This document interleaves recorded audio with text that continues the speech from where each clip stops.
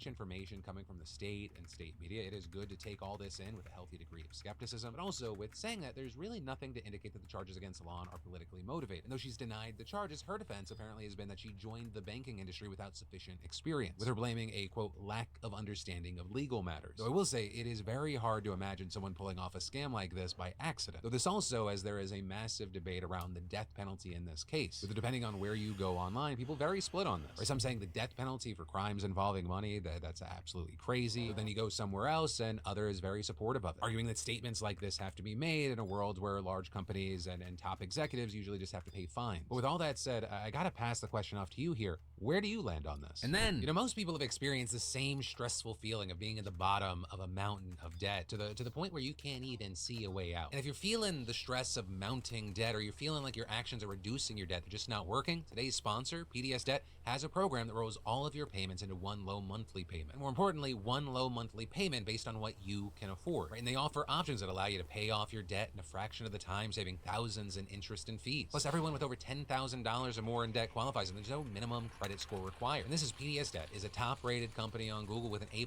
rating on the BBB. And right now, they'll give you a free debt analysis. It only takes 30 seconds, so just head on over to pdsdebt.com/DeFranco. You'll receive a full breakdown on how to save on interest each month and the quickest way to take care of your debt. So just go to pdsdebt.com/DeFranco and get your quick and easy debt assessment today. Because it's time to regain control of your life and live for you, not your debt. And then... So like trying to mix oil and water. Most people assume that science and spirituality don't play well together, but it's not true. Today I want to tell you about research with the classic psychedelic psilocybin that's showing that under supported conditions, psilocybin can occasion mystical type experiences associated with enduring positive changes in attitudes, mood, and behavior. Right, so that is Roland Griffiths. He just passed away last fall, and he was probably the world's most famous researcher on psychedelic therapy, with his 2006 paper finding that psilocybin, the active ingredient in magic mushrooms, can, quote, induce mystical spiritual experiences that prompt positive changes in behavior and attitude that last several months. And it's arguably the reason psychedelic therapy is something we even talk about today, with places like the New York Times even noting in Griffiths' obituary that the paper wasn't just groundbreaking, it was mind-blowing, ushering in what many called a renaissance in psychedelic research. And now more recent reporting from the Times has given us reason to look at Griffiths' research and really the whole psychedelic renaissance that it spawned with a more critical eye. Because basically, the Times got their hands on the ethics complaint that was filed against Griffith before he passed away. And that coming from Matthew Johnson, who's another big name in psychedelic research who we've actually had on the show before, and who has also been a longtime colleague of Griffith's at Johns Hopkins University, with it alleging that Dr. Griffith ran his psychedelic studies more like a new age retreat center than a clinical research laboratory, acting like a spiritual leader and infusing the research with religious symbolism in order to steer volunteers towards the outcome that he wanted. And with all this, Joanna Kempner, a medical sociologist who reviewed the complaint for the Times, saying, these are serious allegations that need to be investigated. Now with this, to be clear, this is not about maligning Griffith's memories. In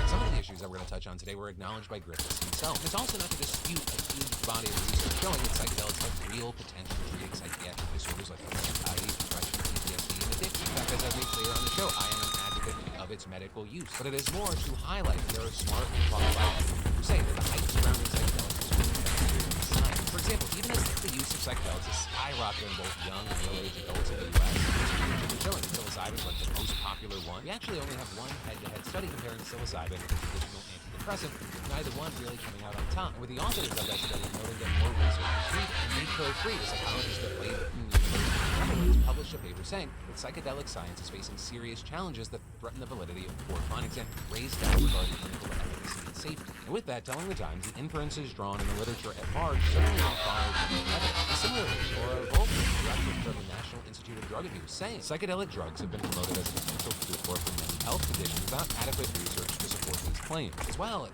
noting that there are businesses that are very eager to make money by marketing psychedelics. So with all of that, these new allegations against the person who started with this is what we're talking about. But also, before we get into that, I want to make one important disclaimer, which is Johnson and they are reportedly arguing frequently over how to talk about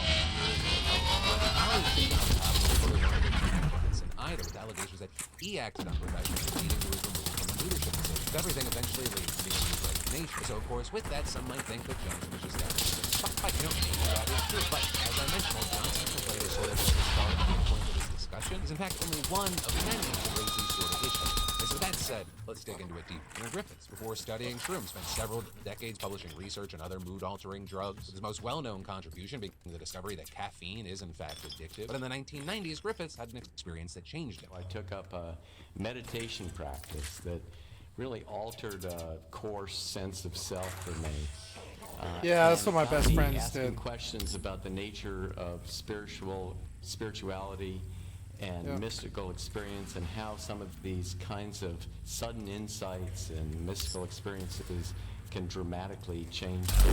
And as Roland goes on to explain, he began thinking about how this newfound interest in the mystical could fit into his existing research. And he also met a guy by the name of Bob Jesse around this time, a former tech exec who ran the Council on Spiritual Practices, which is a nonprofit that says it's dedicated to making direct experience of the sacred more available to more people. So with funding from Jesse's organization, Griffiths began recruiting volunteers for his first study on psilocybin, with his team reportedly passing out flyers that said seeking persons committed to spiritual development for a study of states of consciousness. Which brings us to Johnson's main criticism against Griffiths' research, about steering results in the direction he wanted, with Michael Pollan, who co-founded the UC Berkeley Center for the Science of Psychedelics, noting that there were no stone-cold atheists among the participants. Instead, participants included an energy healer, a former Franciscan friar, and an herbalist, with the volunteers being given the pill, either actual psilocybin or the placebo, in a chalice-shaped incense burner from Mexico. And in the room where they did it, there was a selection of spiritual books and a Buddha statue. So when you take in all that information, the results might seem a lot less surprising. And with this, I should note that when the study was published in 2006, many other researchers praised Griffiths' work for its rigor. But at the same time, Griffiths' paper didn't mention the Buddha or the chalice or the flyers. It just said that the participants were adults reporting regular participation in religious or spiritual activities. And other researchers like Natasha Mason, a psychopharmacologist at Maastricht University in the Netherlands, noted Griffiths' mystical experiences results were very high compared to other groups. For example, Rick Strassman, a psychiatrist at the University of New Mexico, had performed a study on psilocybin before Griffiths, and notably only one individual in that study, a religious studies major, had a mystical experience. So someone else in that group thought that they had been abducted by aliens. And again, with this, I want to be very clear, this is not about criticizing Griffiths. He was actually somewhat open about these shortcomings, reportedly even telling Pollan that his team was interested in a spiritual effect and was biasing the condition initially, but Try also something acknowledging real in a quick. press release at the time that the research tread a fine line between neuroscience and areas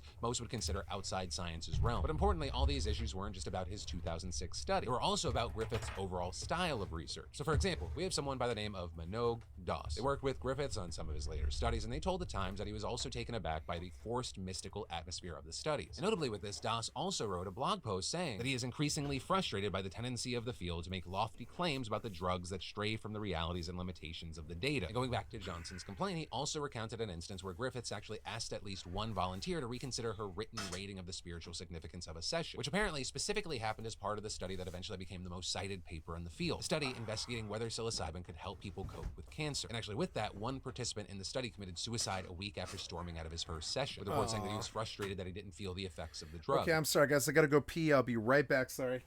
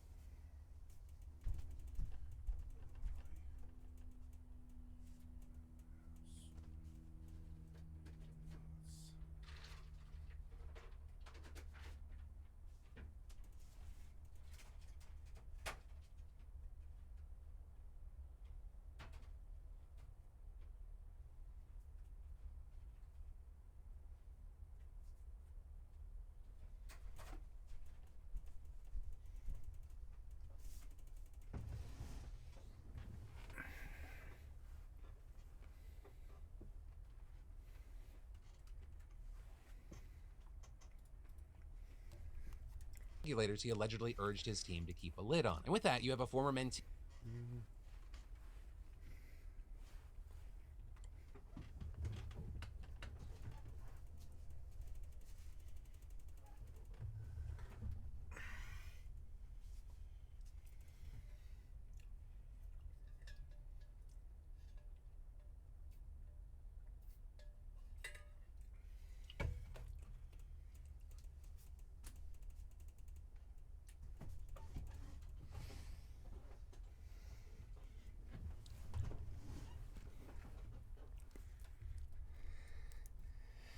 Okay, sorry about that.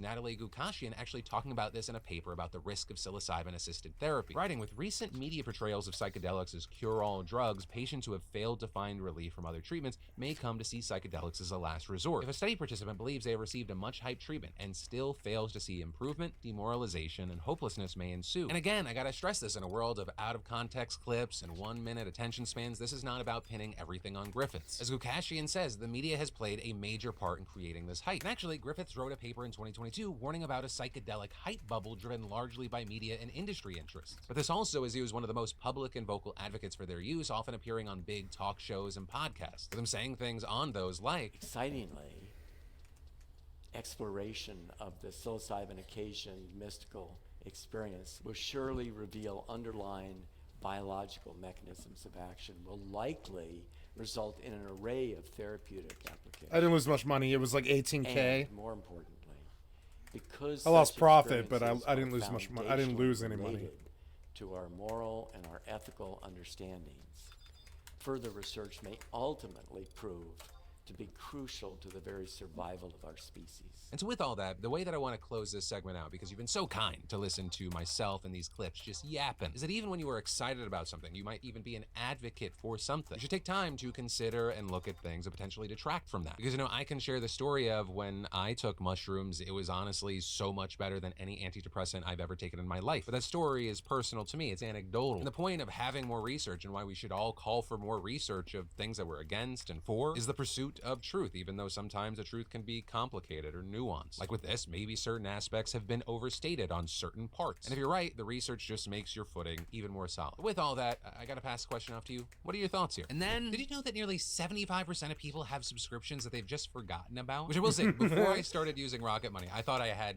maybe 7 subscriptions. You know, I guess just from like making companies and like, I had 4 Netflix accounts. I was so angry, and it was the worst angry because I was angry at myself. That's a no-win angry. And in general, I couldn't believe how many subscriptions I had each month, like things that I'd use for a certain period of time and then just forgot about. I mean, between streaming services, delivery services, everything fucking services, it's never ending. But thanks to the sponsor of today's show, Rocket Money, I'm no longer wasting money on the ones I forgot about. Because with Rocket Money, you can see all your subscriptions in one place. And then you see something you don't want, Rocket Money helps you cancel it with a few taps. And I like how their dashboard shows me this month's spending compared to last month, so I can clearly see my spending habits. Plus, they offer to help you create a custom budget and keep your spending on track. And get this, they'll even try to negotiate to lower your bills by up to 20%. All you gotta do is submit a picture of your bill and Rocket Money takes care of the rest. They'll deal with customer service for you, which is why it's not surprising that Rocket Money has over 5 million users. They've saved a total of 500 million in canceled subscriptions, and they save members up to $740 a year when using all of the app's features. So stop wasting money on things you don't use. Cancel your unwanted subscriptions by going to rocketmoney.com/PDS. It's that simple. That's rocketmoney.com/PDS. rocketmoney.com/PDS. And then I'm really interested to know what y'all are going to think about this, right? Because moms accused of neglecting their children are getting paid $500 a month, right? And that because this is actually part of a program that'll study whether extra income can improve the lives of families enough to prevent the need for the government to take away children and separate families. It's being run by the anti-poverty organization Mothers Mothers Outreach Network in conjunction with the Harvard Law School's Access to Justice Lab. And the idea is to see if you give low-income families more money, does it help mitigate the problems that contributed to the neglect in the first place? With the program specifically distributing funds to 12 low-income black mothers in Washington, D.C., who were investigated for child neglect by the district's Child and Family Services Agency. So from now until October, those 12 randomly enrolled mothers will receive $500 a month and then get a lump sum of around $3,000. Right?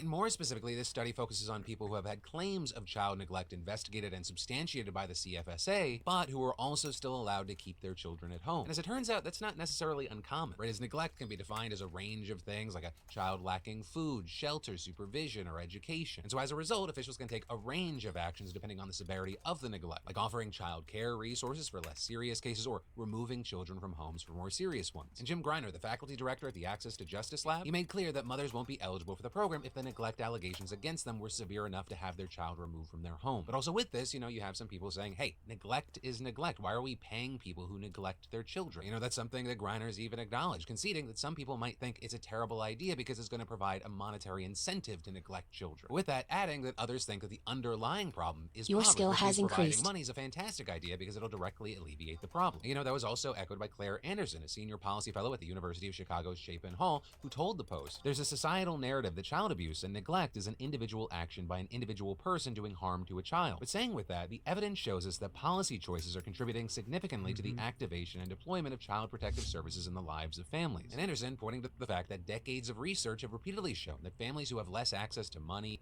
housing, food, legal support, and other services are more likely to be investigated for child neglect. In fact, studies have found that an overwhelming 85% of families investigated by child protective services nationally, they had incomes that were below 200% of the federal poverty line. Right, so $49,720 for a family of three. You even had the director of the CFSA emphasizing the huge role that poverty plays in the system, saying, I have no doubt that poverty plays a huge role in how most of the families come to CFSA's attention. Like with all things concerning poverty in the U.S., there are major racial disparities. With, for example, black children and families making up an outsized portion of people involved in the child welfare system. In fact, half of all black children experience a child protective services investigation by the time they're 18. And in D.C. specifically, CFSA data shows that a majority of the children served in their homes or in foster care during the first quarter of this year were black, which is why this program is specifically being applied to black mothers exclusively right now. Melody Webb, the executive director of Mothers Outreach Network, explained it. The system is penalizing families and taking children away from their homes for being poor. We also want to combat negative narratives about black women and black mothers in particular whose children are involved in the system. So with this, I think whatever results we see from this, it's going to be very interesting. Because as I often say, whoever first said more money, more problems is wrong. It's definitely more money, different problems. Because while anecdotal, I will say the times in my life where we had no money, right? I'm a trailer park kid. Those were the hardest of times. But with that said, I gotta ask, what are your thoughts on this study? And then in huge international news, as Russia continues its war against Ukraine, this much smaller country is finding itself in desperate need of troops. In fact, so much so that Ukraine's parliament just passed a new law amending how the draft works, who's eligible, and the penalties for draft dodgers. With lawmakers having discussed this law for months, also dragging their feet on this issue, and that's likely because they knew that it would be extremely unpopular. But seemingly, they've been spurred into action after military commanders came to speak to them this week. And during those speeches, lawmakers learned just how bad the situation in Ukraine's east really is. Because over there, Russian troops outnumber Ukrainian ones 10-1. In some of the lucky parts, it's just 7-1. Which is just too major of a difference, and it makes anything more than just desperately holding on to territory impossible. And the military pretty much said all of that bluntly. With this, President Zelensky still has to sign the law, which he is expected to do, although he was probably hoping that other measures would have been enough. Because the law had already been changed once to lower the draft age to 27, and then Zelensky used other emergency measures to drop it again to 25 temporarily. With now this new law making that a permanent fixture and giving other mechanisms to lower the age again if needed, which most military commanders want. But also with this, that is ineffective without up-to-date information about would-be draftees. So the law now gives Ukrainian men 60 days to update their draft information or they face penalties. Although notably, those penalties aren't nearly as bad as the early versions of the bill wanted, with this version instead being just large fines and really kind of a slap on the wrist in the grand scheme of things. But just updating that information alone is expected to help a ton. Or imagine if the U.S. implemented a draft again and they relied on the selective service card that men filled out when they were 18. Most of us don't live in that same spot anymore, and we aren't required to update it. So that information would be so out of date that it's borderline useless, which is exactly what Ukraine's struggling with. Also, since I think it's understood that getting drafted into the military, that just sucks, Ukraine is also trying to offer a carrot, right? Try to make things a little better for those who decide to volunteer instead, by 1, raising their pay, and 2, also making this an option for some convicts. So notably, that is not expected to move a massive number of people. people. Also, something that the law fails to do, which will likely fuel its unpopularity, is limit how long someone can serve. Currently, it is open-ended service, and there have been Ukrainians fighting on the front lines for 2 years. Because there is an increasing shortage of manpower, many haven't been rotated out, which is actually a much bigger deal than you may realize. And like we learned over 100 years ago that during World War I, rotating the front lines helps a ton. It keeps soldiers more sane, more effective, and otherwise they get battle fatigue. But if this draft law actually works as lawmakers hope that it does, then the soldiers might actually get some rest. Although with this, not at least till mid-May after recruits are trained. And even with that, Ukraine's commanders told politicians to not expect any miracles. Because despite how much they have fucked up in this war, Russia's military has become increasingly competent and better armed. Whereas Ukraine's in this situation where they just really need weapons, which is another reason lawmakers wanted to pass this. With many feeling that it would show international partners that they're serious, they are desperate, which would then hopefully open up the flow of weapons again. And in some instances, that may work. Or with the EU Parliament now actually doing the opposite of Republicans here at home. They are blocking funding for certain functions of the EU unless the delivery of advanced Patriot weapon systems is approved. And this is, of course, Republicans here in the States continue to block real aid to Ukraine. Because the US has still managed small sales here and there, but the massive aid packages of ammo and guns that Ukraine has begged for continue to be held up. And seemingly the only way that changes is if the election goes a certain way in November, both at the presidential level and the congressional level. And either way, from now till then, Russia is just continuing to ramp up its pressure and constant missile strikes against Ukraine. And then finally today we have me just kind of yapping about some stuff I found interesting, and yesterday today. As far as the yap, I had a number of y'all tweeting at me yesterday saying I willed something into existence, and that is that after my random rant around Heroes, it was reported Heroes reboot in the works from series creator Tim Kring called Heroes Eclipse, but they're reportedly set years after the events of the original series, featuring familiar villains and new enemies. Though I will say I am skeptical if it is going to be good. I will have hope, but there's just something about that first season that was like, it was lightning in a bottle. Also, regarding entertainment, I got two more things to say. One, I was happy to learn in the last 24 hours that Project Hail Mary, the movie, one, not only has Gosling in it, but two, will be coming out in 2026. I know I've said it now multiple times in the past. If you have not listened to or read Project Hail Mary, it's great sci-fi, mainstream, consumable sci-fi that's still like perfectly nerdy enough. And the final entertainment thing I'll say is it feels like there's just a lot of good stuff happening right now. I felt like there was this at least 2-month drought for a while, but there's so much good stuff. I did a double feature last weekend of Monkey Man and Late Night with the Devil. Both your skill has I increased. Also gotta say Dev Patel is just a fucking amazing. I'm gonna try to sneak away to see Arcadian and Civil War. Also, the new Fallout series just came out. I'm only one episode in, but fucking fantastic so far. But anyway, I'm done gushing about that. Let's talk about those comments yesterday. Starting with a lot of people saying that they feel bad about giving their parents so much shit when they were a kid for not giving them Lunchables. Right, Catherine saying, I used to be so jealous of the kids who got Lunchables. Now I'm gonna call my mom and apologize. And Hyperwolf saying, thanks mom for never buying us Lunchables. I used to ask my mom why we weren't allowed them, and she'd just say, I love you too much to feed you garbage. Even saying, I got bullied for not having Lunchables as a kid a few times until I told the other kids their parents didn't love them if they bought them that garbage. Never got picked on again. Though notably, you had folks like Gnome saying, Anthony Bourdain said it best. Everybody should eat healthy. Everybody should eat organic. But when it comes to feeding your kids on a budget, mom is going to pick 99-cent cheeseburgers over $5 salads. Until we start making it affordable to eat healthy, we can't complain that our food is unhealthy. We want to say we care about children and their nutrition, but we also make it so that the average child's family can't afford proper nutrition. And then a lot of people were arguing in the replies on that about what food costs next to them. And Haiku also chiming in saying, it's pretty funny that Kraft is like,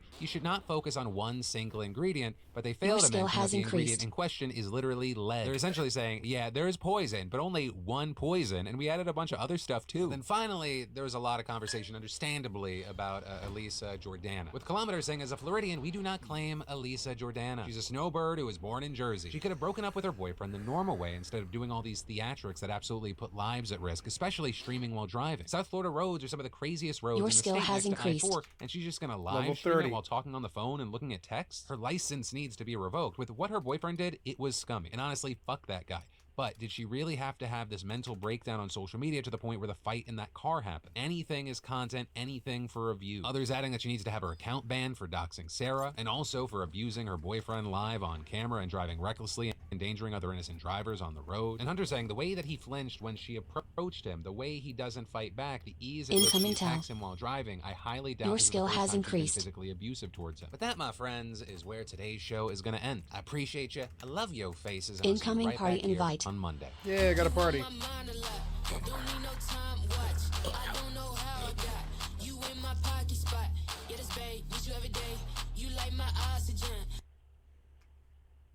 It's Jimmy, so I have a nickname as Big Head.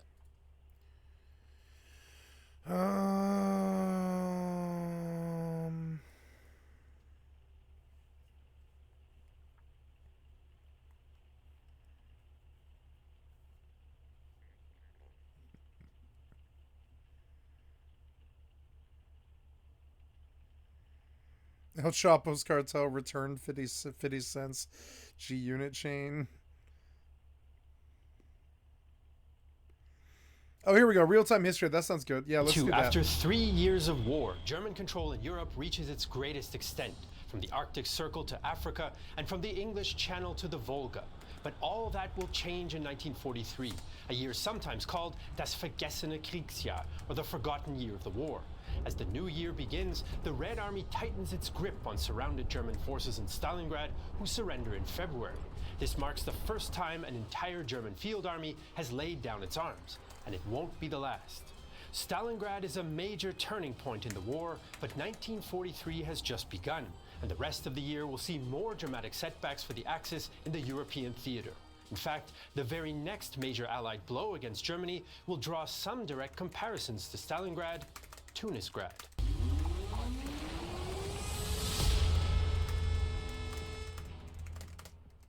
By late 1942, Axis forces in North Africa are on the back foot.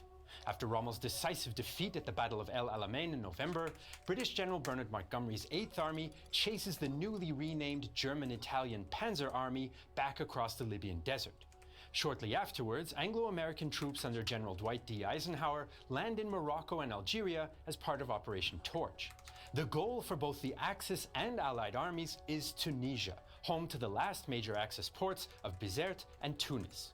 For Rommel, the shorter supply lines in Tunisia offer a chance to replenish his army and perhaps bring it closer to being an effective force. But 2,500 kilometers of non-stop retreat has unsettled the German high command. In Berlin, the General Staff make arrangements for his replacement and continually ask Rommel to take much-needed sick leave. He refuses for the time being. The Allies are also making plans. In January, Roosevelt and Churchill, Stalin refuses their invitation, meet at Casablanca to discuss political and military strategy. There are disagreements, though. Some of the Americans push for an invasion of Western Europe as soon as possible, while the British are more cautious and want to strike on the supposedly softer Mediterranean front. The debates are bitter, and the US generals are divided, since some fear the US doesn't yet have enough strength to sustain a full-on invasion. By the end of the conference, the Western Allies agree on their plan for 1943 and beyond. They would attack Sicily as soon as possible and delay the invasion of France until 1944. They would intensify and coordinate the bombing campaign against Germany, and they would double the proportion of Allied forces in the Pacific. The Brits and Americans are frustrated with the compromises, but Stalin is angry, since he wanted an invasion of France within months. Roosevelt, perhaps out of frustration, announces the Allies will accept nothing less than unconditional surrender from Germany, Italy, and Japan. This statement will become controversial, and debates still rage as to whether it stiffens Axis resistance or whether Roosevelt hopes to delay peace talks until the US is in a stronger position. In any case, before any of the Allied plans can happen, there's an immediate need to finish off the Axis presence in North Africa. Luckily for Rommel, Montgomery's pursuit is slow. By prioritizing fuel deliveries for the best German units, most panzer divisions are able to limp across the Tunisian border. Italian troops lacking vehicles are not so lucky, and the British take many of them prisoner. On January 23, 1943, the British captured Tripoli, while to the west, the British First Army, including the US Second Corps and French 19th Corps, approached from the Tunisian-Algerian border. Meanwhile, the Italian Navy and the Luftwaffe move reinforcements into Tunisia, some via the massive Messerschmitt 323 transport planes. There they join German General Hans-Jürgen von Arnims' 5th Panzer Army. Together with Rommel's Panzer Army, the Axis have 104,000 German and 74,000 Italian troops by late January 1943. However, both panzer armies are under-equipped, and Rommel's force has lost 2/3 of its tanks and half-tracks and nearly all of its artillery on the retreat. However, around 800 Luftwaffe aircraft can provide local air superiority. Tunisia promises a different kind of North African combat than the open deserts of Libya. Here there are mountain ridges, narrow passes, and vast salt marshes, making maneuver and rapid advance difficult. Although cornered, the Axis troops still pose a threat to the spread-out Allies and prevent the rapid capture of the ports in late 1942. So Allied troops set up positions along the East Dorsal Mountains. Eisenhower requests permission to drive a wedge between von Arnim and Rommel, but his British colleagues think the plan is too ambitious and want to wait for Montgomery's arrival. British officers also have reservations about the inexperienced Americans. Many US officers have never seen combat, and major maneuvers in 1941 showed deficiencies in senior leadership, tactics, and infantry training. Although retraining corrected some issues, Eisenhower himself notes that some of his officers are complacent. Rommel has already dismissed US troops as, quote, Britain's Italians. The Axis wants to strike the Allies in the west before Montgomery's estimated arrival in the east in early March. Von Arnim's forces already had some success against US and French troops, and he's confident that he can deliver a serious blow in southern Tunisia. Once Rommel arrives, the Germans adopt a two-part plan. Operation Frühlingswind, Spring Breeze, will see Arnim's 10th and 21st Panzer Divisions strike against vulnerable US positions around Sidi Bouzid, a major supply base and headquarters of the US 1st Armored Combat Command A.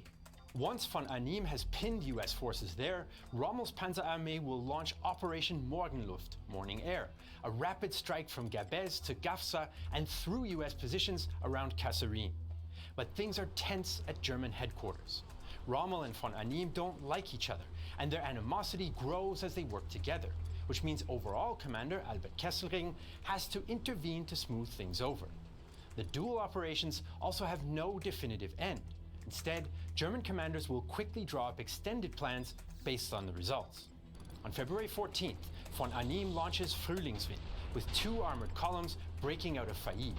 Supported by artillery and Stuka dive bombers, the panzers take green US troops around Sidi Bouzid by surprise. Isolated on 2 hilltops, the US infantry is unable to move or support each other.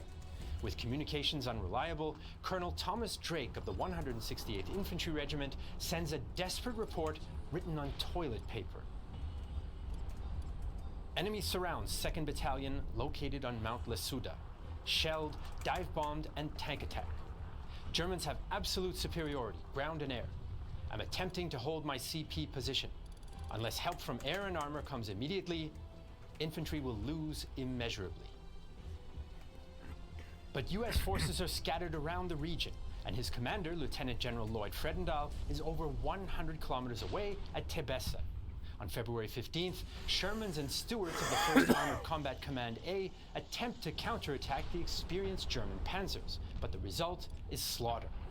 Airburst artillery forces the US tank commanders into their turrets, reducing their visibility and speed. German Lieutenant Kurt Wolf recalls the results.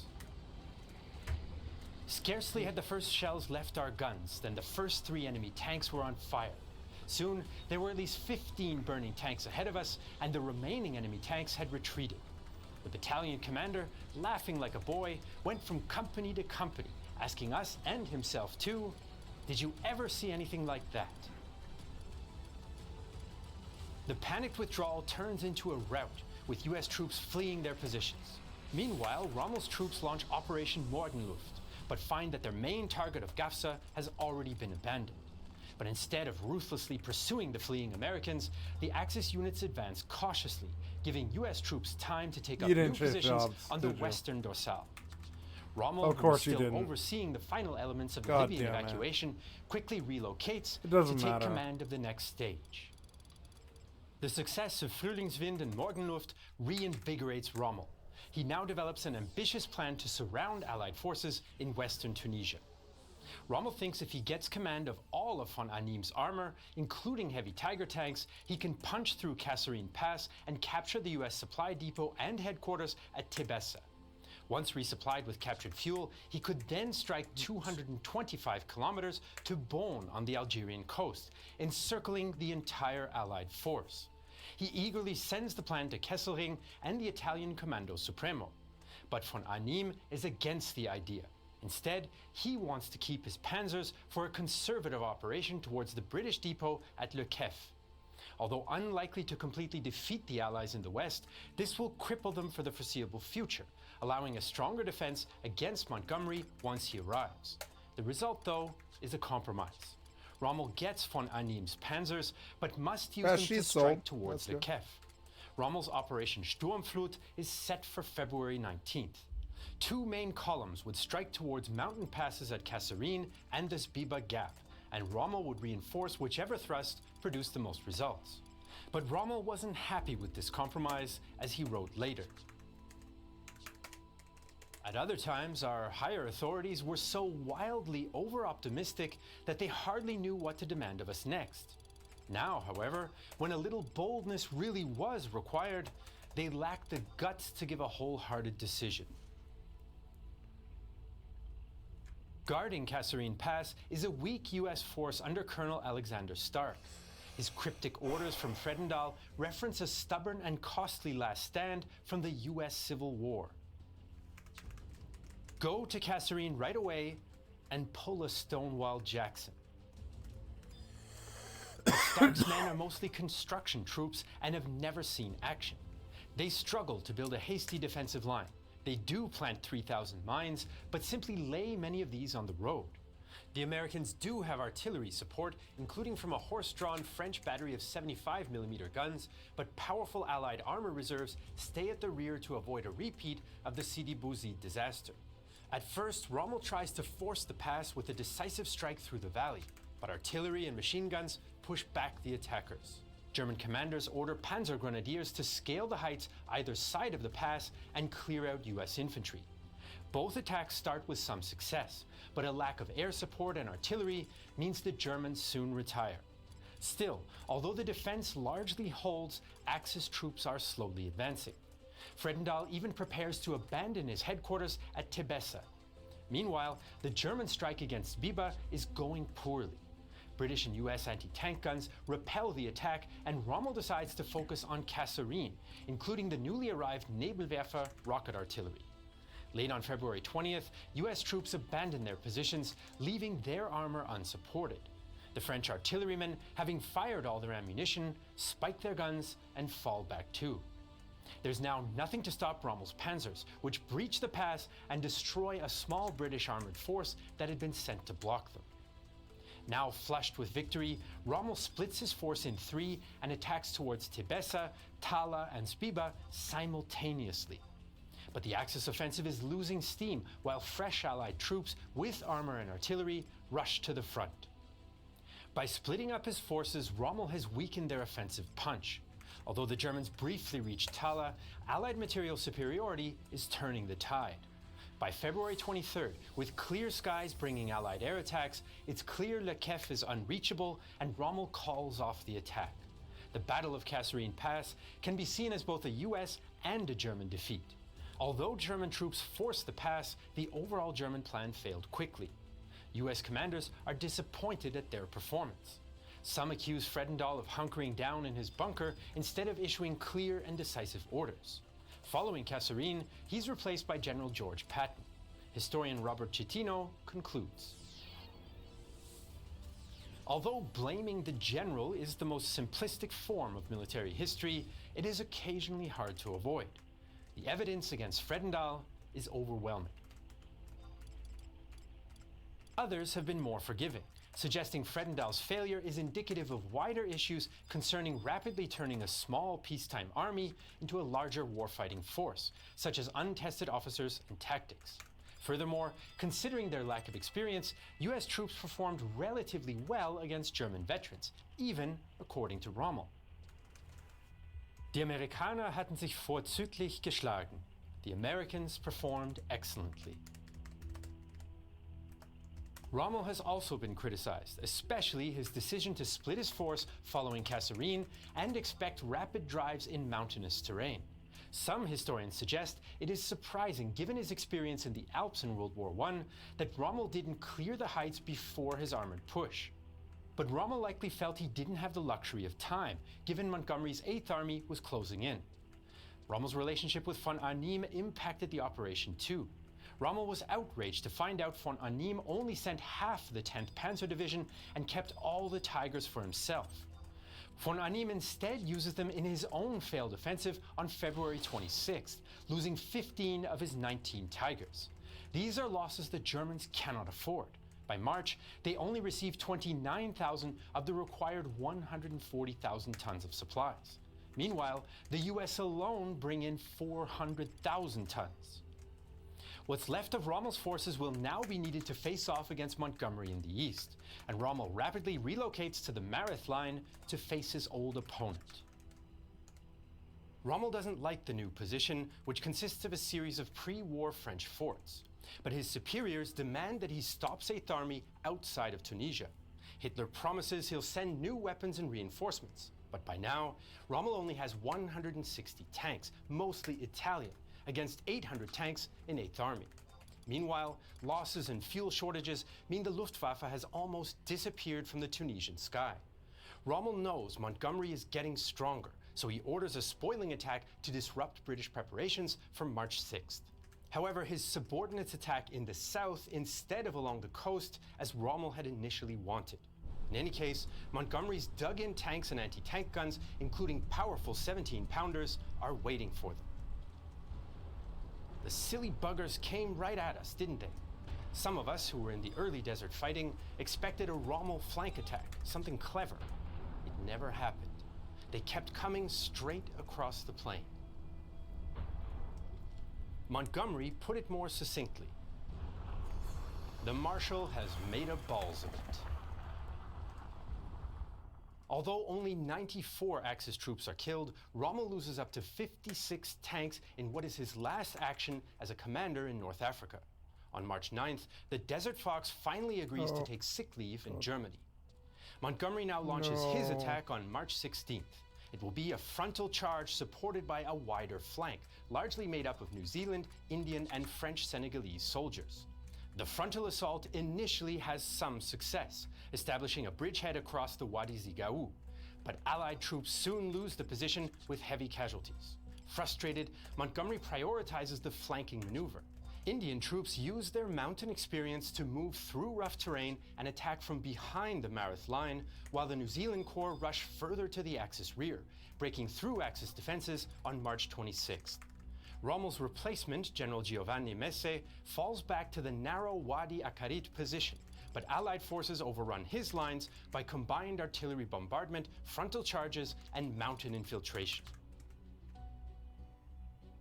The situation is now dire for the Axis troops. Hitler hopes that Tunis and Bizerte can become meat grinders to deplete Allied forces and delay a European invasion, but morale and equipment is lacking. By April, von Arnim's 5th Panzer Armee has 150,000 men and 150 tanks against 210,000 Allied troops and 1,200 tanks. Patton also regains US positions at Gafsa and Sened Station, eventually linking up with 8th Army on April 7th. Now, 8th Army clashes against the new Axis positions at Enfidaville. Again, the first assaults fail, but mountain troops, including Gurkhas, backed up by accurate, concentrated artillery fire, break the position open. For every Axis artillery shell fired, the British fire up to 30. The US II Corps, now redeployed in the north under General Omar Bradley, also batter their way towards Bizerte with renewed confidence. Von Arnim sends an envoy to Berlin to plead for an evacuation, but Hitler refuses to see him. When Hitler finally allows the evacuation in late April, it's of little use, since the Axis lack air cover and shipping. On May 7, 1943, the Allies capture Bizerte and Tunis.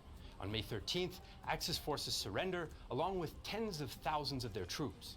Many are Italian non-combat and colonial troops, but many are also German veteran units, like the 15th and 21st Panzer and 90th Light Divisions, which surrender to a man.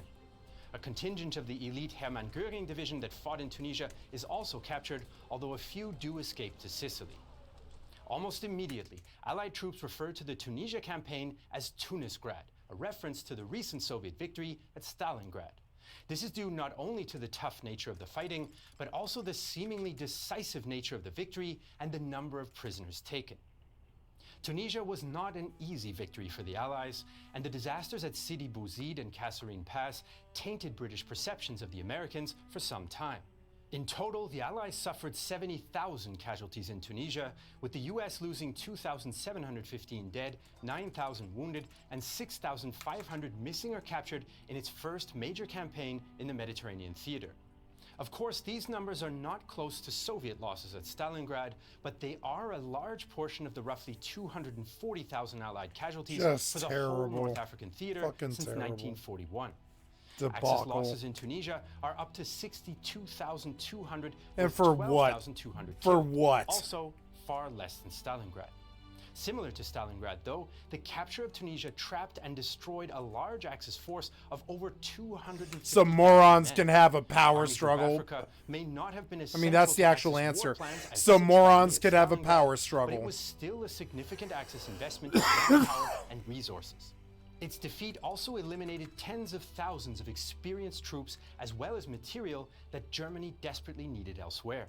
In fact, the Germans redirected transport planes earmarked for Stalingrad to Tunisia, meaning they couldn't supply either location properly. The Luftwaffe struggled to recover from the losses it suffered over Tunisia and the Mediterranean theater, which amounted to 41% of the entire air force. The victory was also total, since the Axis would never be able to return to Africa or even plan to. They would instead, from now on, move into a defensive posture concerned with the defense of their key territories. Meanwhile, Allied confidence grew, especially in Britain, after the disasters of 39 to 41. Despite the Kasserine defeat, Allied forces were starting to perfect an operational doctrine that combined high levels of mechanization with sophisticated logistics and thorough battle plans. This allowed them to effectively translate their advantage in industrial capacity onto the battlefield. Meanwhile, the victory showed the German way of war was faltering. German principles of Auftragstaktik, or mission command, which emphasized autonomy and flexibility at lower levels of command, were coming unstuck against Allied material superiority and firepower. Such methods worked well early in the war against inexperienced and unprepared enemies, but the Allied method left little room for mistakes that the Axis could exploit. As historian Paddy Griffith concluded, German tactical analysts might growl resentfully that US tactics were inflexible, plotting, and all about material superiority, exactly like Montgomery's in effect, but the fact remained that the Germans could not win such a battle. But the Allied method still has weaknesses. Much of the material needs to be brought across the Atlantic, and although Germany is retreating on land, they're still on the attack at sea, which the Allies need to stop if they hope to invade Europe anytime soon.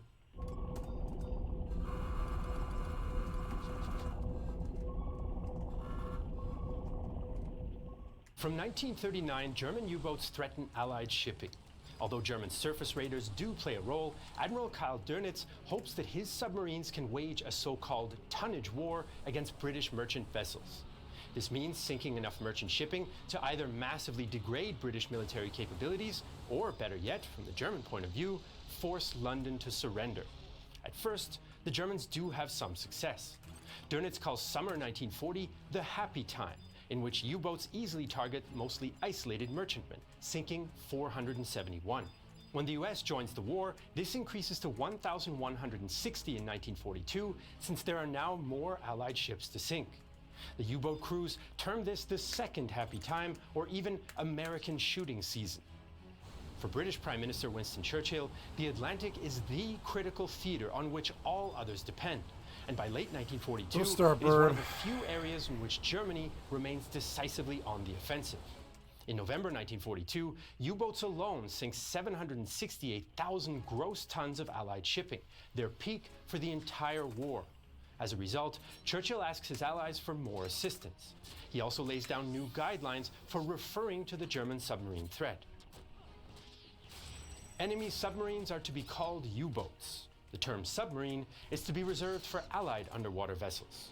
U-boats are those dastardly villains who sink our ships, while submarines are those gallant and noble craft which sink theirs.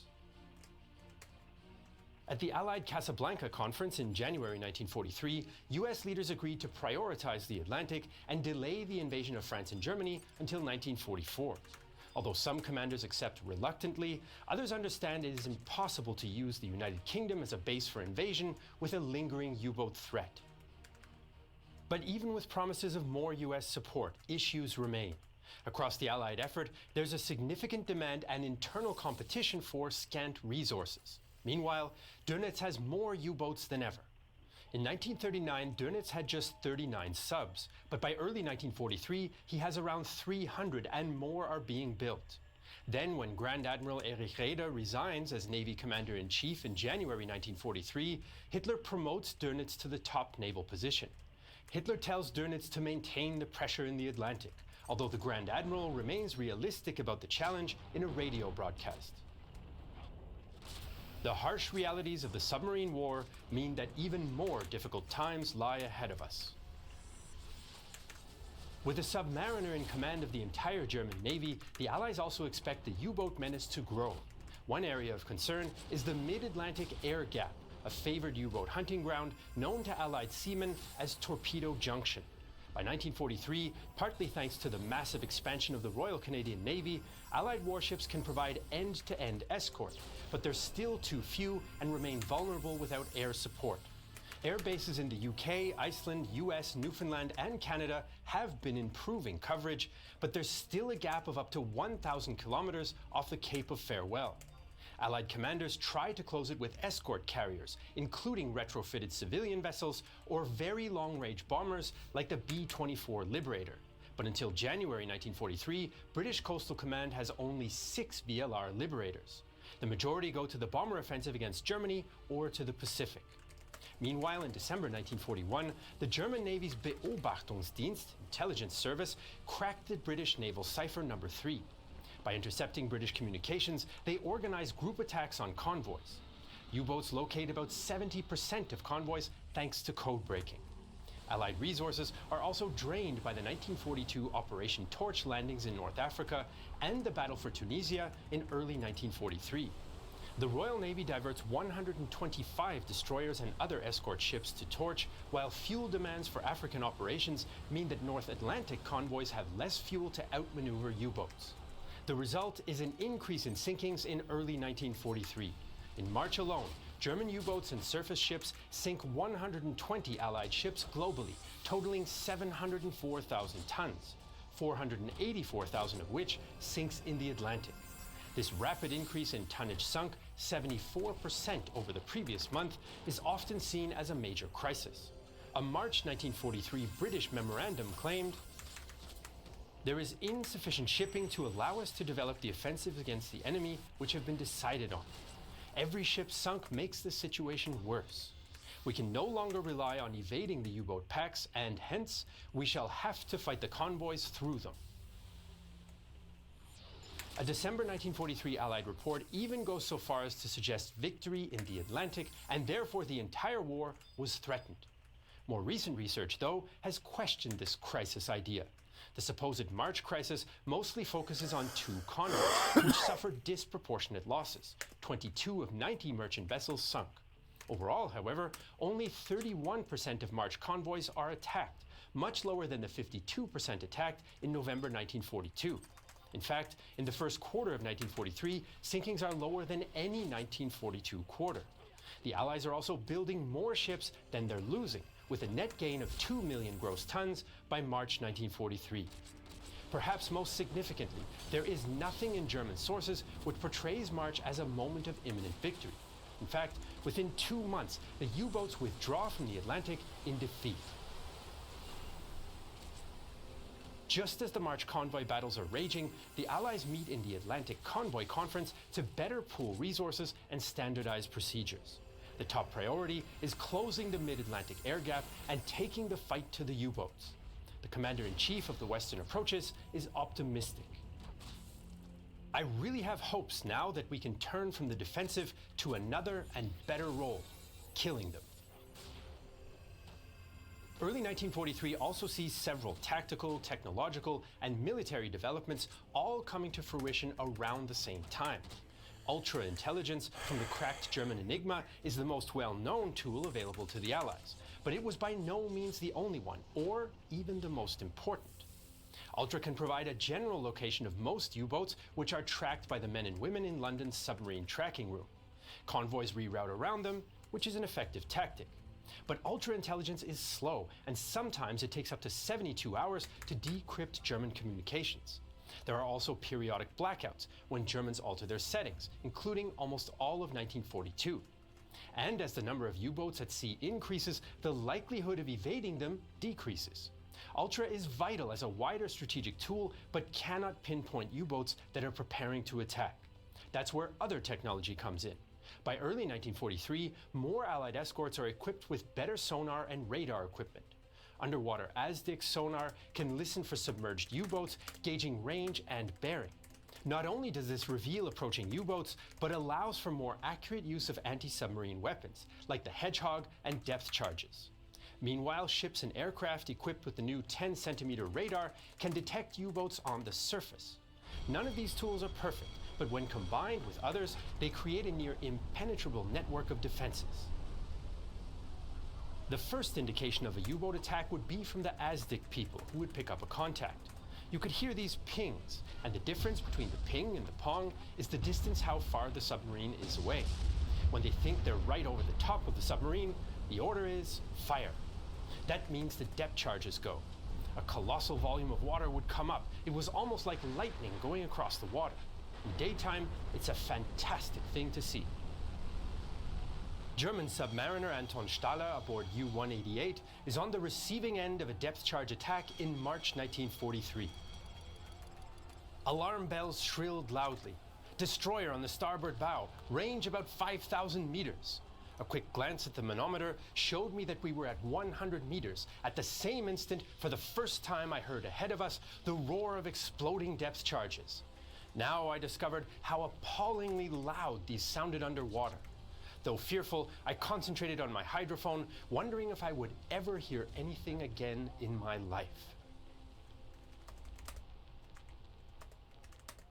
Another important Allied development is high-frequency direction finding, known as HFDF or HFDUF.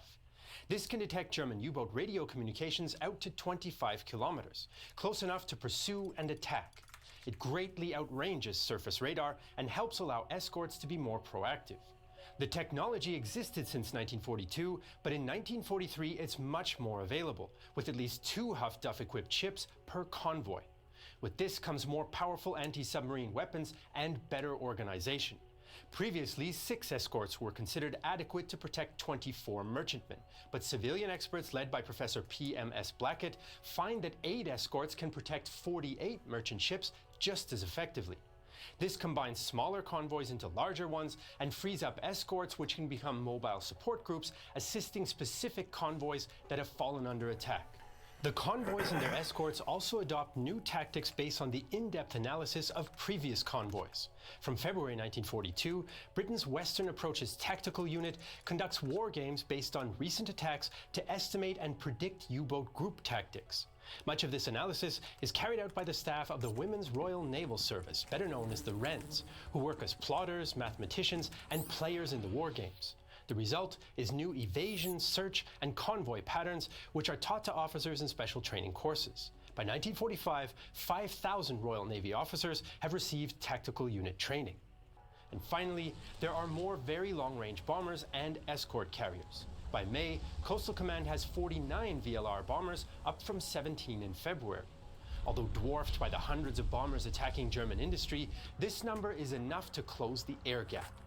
Aircraft like B-24 Liberators, Whitley bombers, and Sunderland and Catalina flying boats become vital submarine killers, quickly accounting for around half of U-boat losses. The combination of new tools and tactics is devastating to the U-boat fleet. In April, the battle balances out as the Allies lose 39 merchantmen but sink 15 U-boats. May 1943 is the decisive month, especially the voyage of convoy SC-130.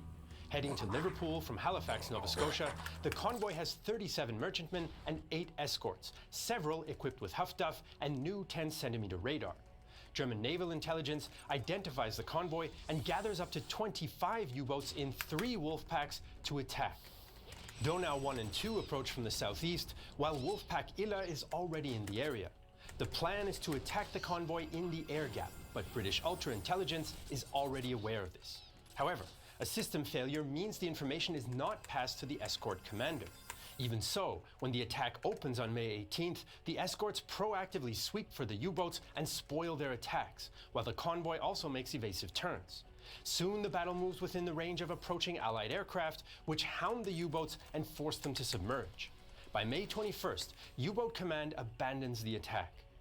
The Allies sink 3 U-boats and damage another with no losses. On board one of the sunken U-boats, U-954, is Admiral Dönitz's youngest son, Paul, who dies with the rest of his crew. The SC-130 battle is the pinnacle of a terrible month for the Kriegsmarine, in which they lose a total of 41 U-boats, almost 25% of those that are operational. Kapitänleutnant Peter Erich Kremer at U-boat staff headquarters later recalls. This May situation was quite out of hand. As I was soon to learn, the number of boats that failed to return from patrol reached more than 1 a day. There was talk of Black May. On May 24th, Dönitz orders his U-boats to withdraw from the Atlantic until better equipment and countermeasures are available. So why did things go so wrong so fast for the U-boats? Allied developments are one factor, but there were also German weaknesses. Firstly, the Germans had poor intelligence on Allied capabilities, especially Luftwaffe, radar, and Enigma decryption. As a result, submariners didn't know how to avoid or compensate for them. Secondly, Dönitz's top-down approach required constant radio reports, especially before an attack. This gave British Ultra and Luftwaffe detection more chances of locating them. During the SC-130 battle, there were 104 Luftwaffe reports, allowing the Allies to pinpoint the U-boats. Thirdly, the Kriegsmarine lacked reliable air cover. Dönitz demanded more from Hermann Göring's Luftwaffe, but Göring resisted diverting resources away from his own interests. The increase in U-boat numbers also didn't mean a proportionate increase in sinkings, although the sheer number of active U-boats still worried the Allies. By April 1943, the average kill per U-boat at sea had sunk to 2,000 tons. This might be interesting as a sort of sporting score, but the number of U-boats operating had so greatly increased that it was of little significance in solving the problem. When Daniel Boone, who shot 50 bears a year, was replaced by 50 hunters who averaged 1 each, the bears saw no occasion to celebrate the decline in human marksmanship. And individual U-boat performance and crew experience were dropping quickly. In 1940, U-boat commanders had an average 2 years experience, but in 1943, this was only 8 months. Most U-boat captains killed in May 1943 had only 1 or 2 patrols to their name. In 1940, 2% of U-boat captains were responsible for 30% of sinkings. All these so-called aces had entered the Kriegsmarine before 1935, but by 1943, the veterans of the early war were gone. Roughly 850 U-boats, about 75% of the total built and crewed during the war, would never damage an Allied merchantman. In November 1940, the average tonnage sunk per U-boat per day was 430 tons. In January 1943, though, it was just 65. From 1939 to early 1943, the Atlantic is the only theater in which Germany successfully maintained the offensive. But now, even there, they are in retreat. Dönitz's withdrawal is not meant to be permanent, though. He fast-tracks new U-boat developments and shifts back to smaller group tactics. But the U-boat wolf packs will never make a meaningful return. Instead, the Atlantic becomes the logistical highway for the Allied invasion of Europe. But as Allied leaders have decided at Casablanca, Northern Europe would have to wait. The next push would be in the so-called soft underbelly of Europe, although it will prove to be much harder than anticipated.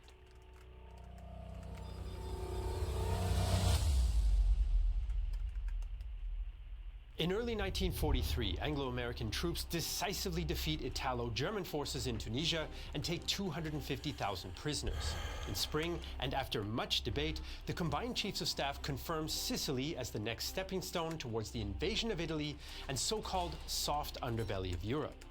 They hope taking Sicily will provide freedom of movement for Allied forces across the Mediterranean and allow bomber fleets to reach further into occupied Europe. It may also appease Stalin by opening up an additional front in Europe just as German forces launched their summer offensive at Kursk. Sicily's invasion could even force Italy to withdraw from the war, although this is more of a hope than an expectation. Allied intelligence successfully causes doubts amongst the Axis as to where the invasion will take place. During Operation Mincemeat, Allied operatives planned fake invasion plans for Greece on the corpse of a supposed Royal Marines officer, which is then dropped off the Spanish coast. Through the false information, the Germans moved several divisions to Greece. Allied air raids also target Sardinia to further muddy the waters about the actual invasion target. British Field Marshal Harold Alexander oversees the invasion, named Operation Husky, using the specifically created 15th Army Group, which included the British 8th and US 7th Armies. The initial invasion force consists of about 160,000 men, 600 tanks, and 1,800 guns. They're supported by around 4,000 Allied aircraft of Mediterranean Air Command operating from North Africa and Malta. The Allied airmen's goal is to seize air superiority, interdict the island, and provide close air support.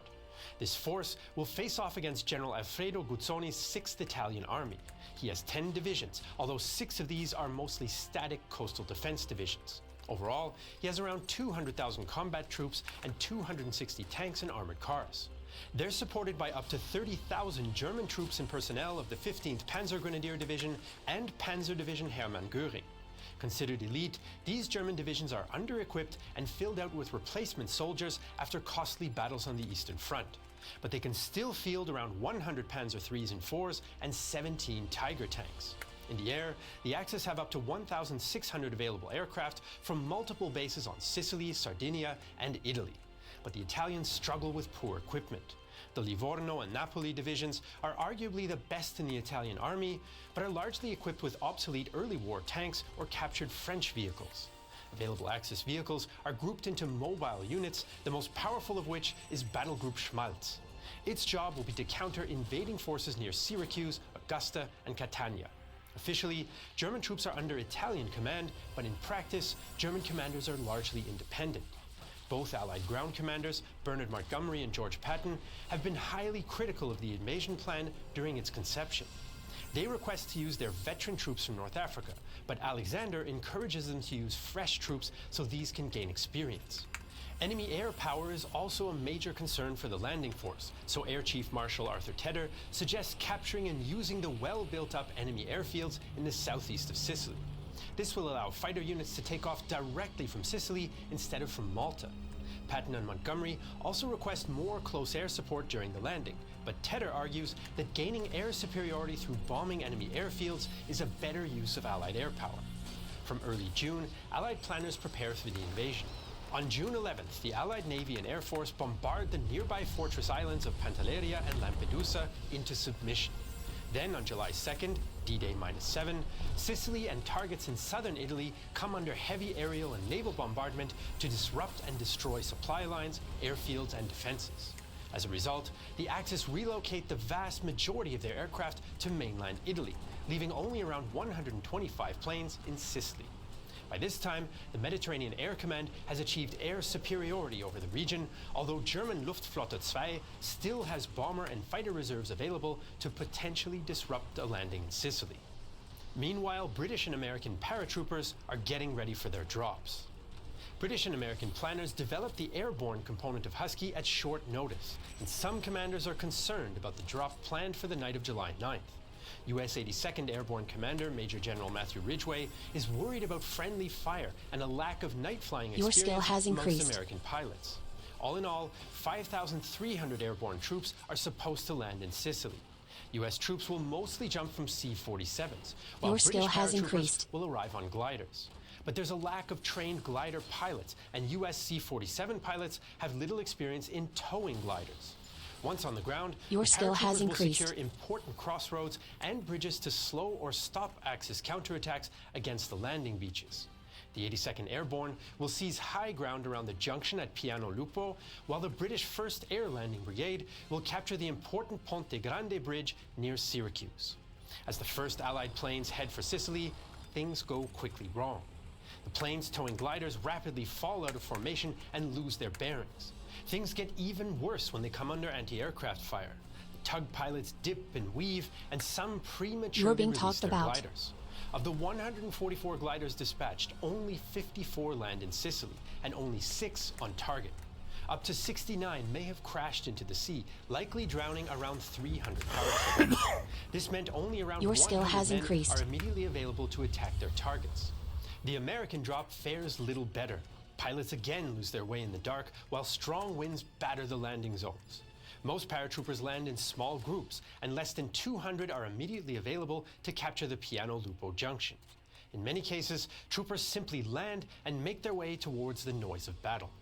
But despite the low numbers, Anglo-American troops attack many of their first objectives. A single glider team captures the Ponte Grande Bridge, and U.S. paratroopers battle against defenders of Piano Lupo.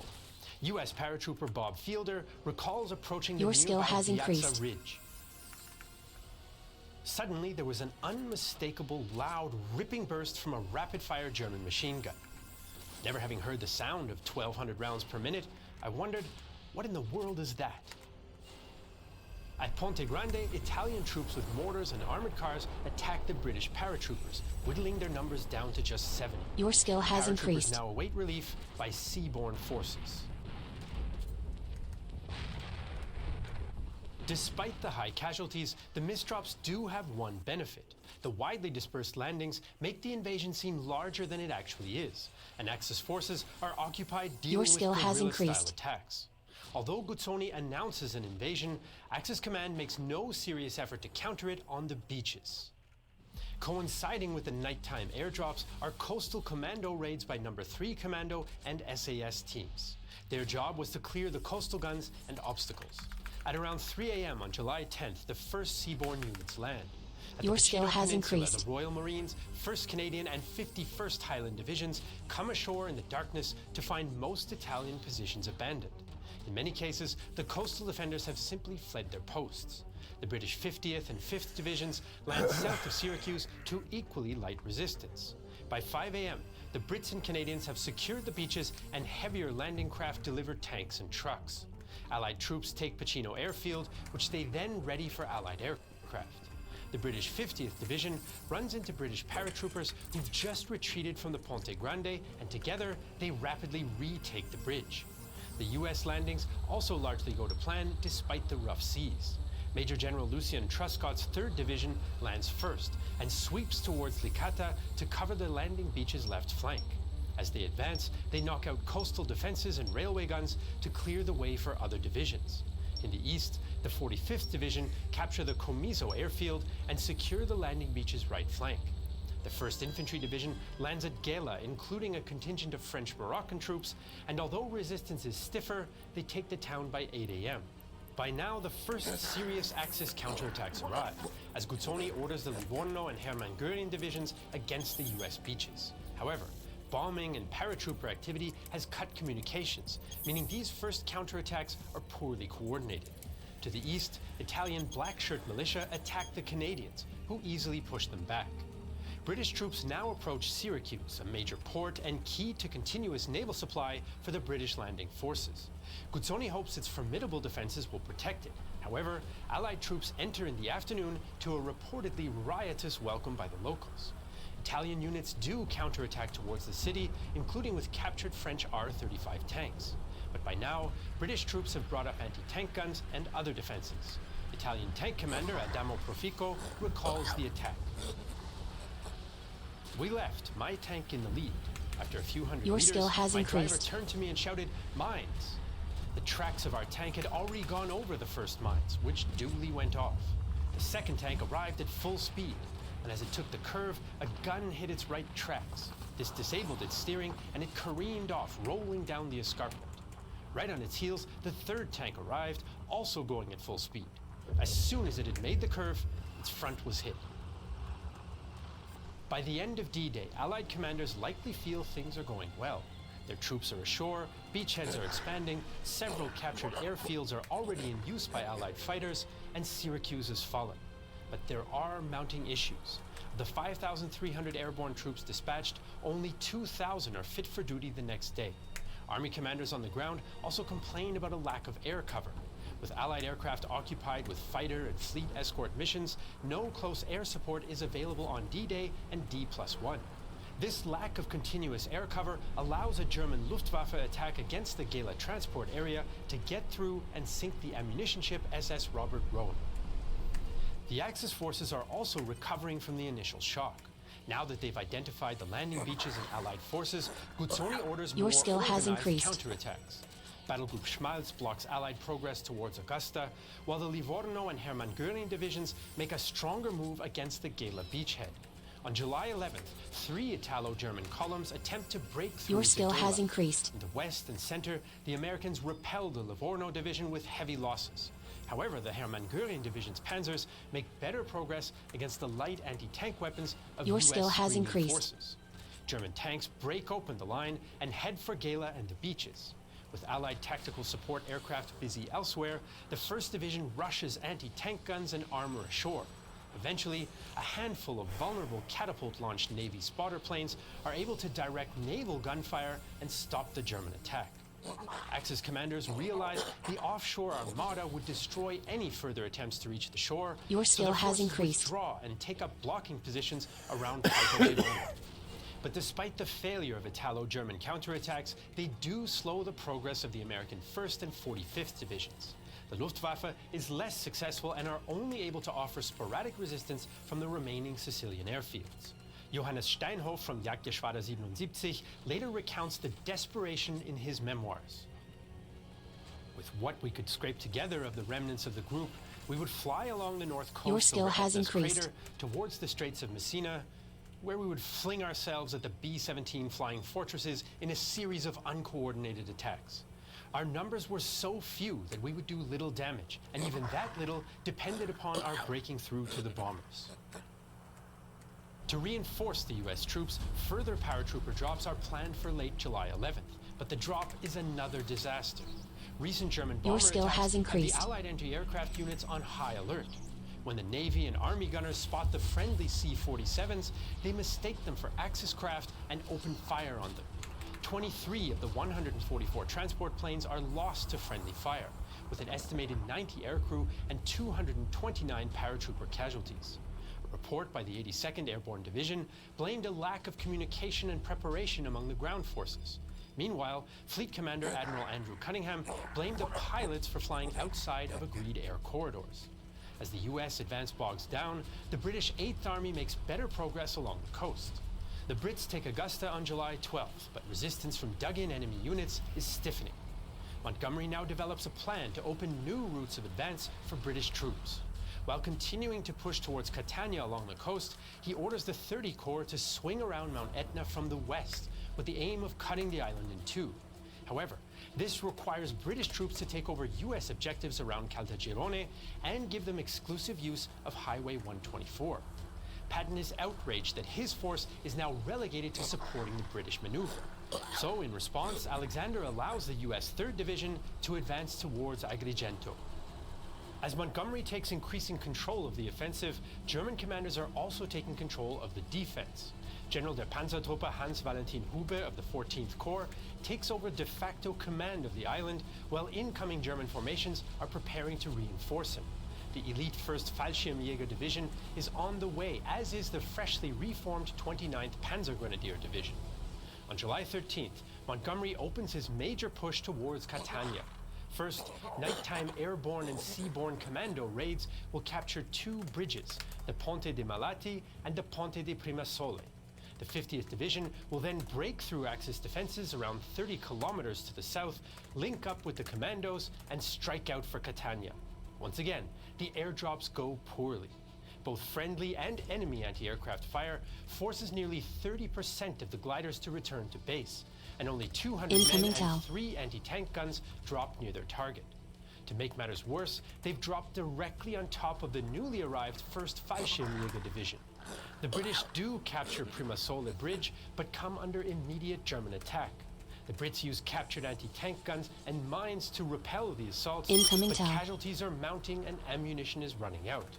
Eventually, they decide to relocate to a hill south of the bridge and cover it from there until the 50th Division can arrive.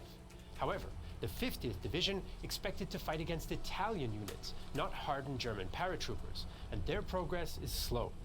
Fighting is particularly tough in dense vineyards and orange groves. Incoming A TOW. soldier of the 5th East Yorkshire Regiment recalls. Wasn't possible to see more than 20 yards in the orange groves. Some unidentified troops were moving alongside a small wall. As we were debating who they might be, the question was solved by the rapid burr of a Spandau machine gun not very far away. On July 14th, the 50th Division reaches the bridge, but finds the northern bank under Incoming solid tau. German control. British troops wade across on July 15th, but German machine gunners and artillery soon pin them down. Only a small Allied bridgehead is able to be formed. On July 17th, after tough fighting around the bridgehead, the Brits make another attempt towards Catania under a heavy creeping barrage. Sergeant Georg Schmitz of the 1st Fallschirmjäger Division is on the receiving end. We survived the 1.5-hour barrage well under the cover of the tank trench. We had orders not to open fire until Oberstleutnant Walter gave the order. Thus, without a shot being fired from our side, the attacking enemy came unhindered into the range of fire of our infantry weapons. But then he was met by our furious defensive fire. The attacker had very heavy losses, and the attack was beaten off. The British attack again on July 18th, but they're unable to break through to Catania or the nearby aerodrome. The next day, Montgomery abandons the plan and shifts the focus to his planned swing around Mount Etna. But what was envisioned as a speedy thrust is also an arduous slog. On July 17th, the Canadians push along Highway 124, but are stopped short of Enna by tenacious resistance. The Axis forces have already shifted their positions to counter the move. Hube decides to abandon the west of Sicily and fall back to a series of defensive lines around Etna. His plan is now to defend Sicily as long as possible before withdrawing forces across the Messina Straits into Italy. However, the withdrawal is not a retreat. German and Italian rearguard units continue to contest town after town. Demolitions and booby traps further slow the Allied advance. With Montgomery bogged down, Patton senses an opportunity.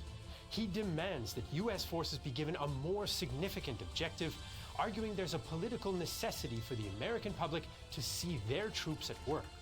Alexander concedes and allows Patton to capture Palermo, a major port and the largest city on the island.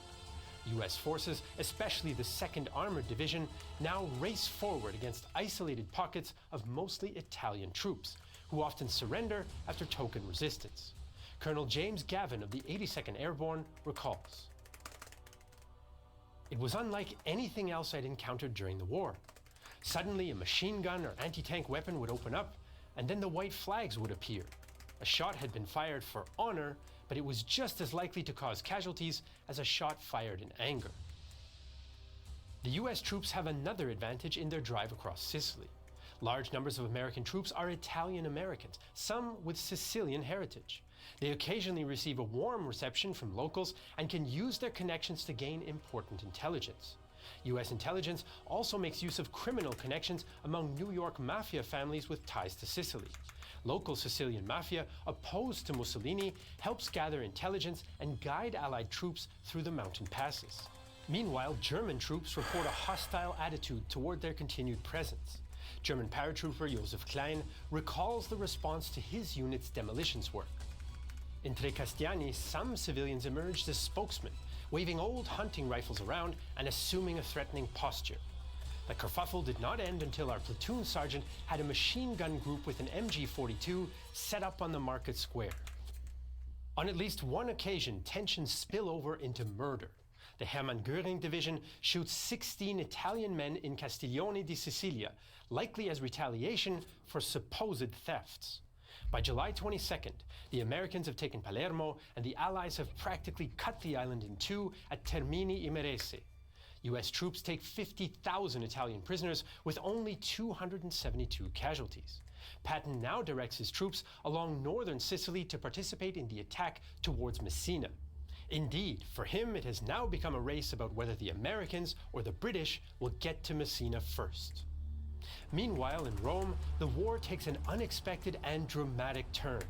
Italian dictator Benito Mussolini is voted out of the fascist Grand Council and arrested. His time as Il Duce is now over. King Victor Emmanuel assumes full constitutional powers.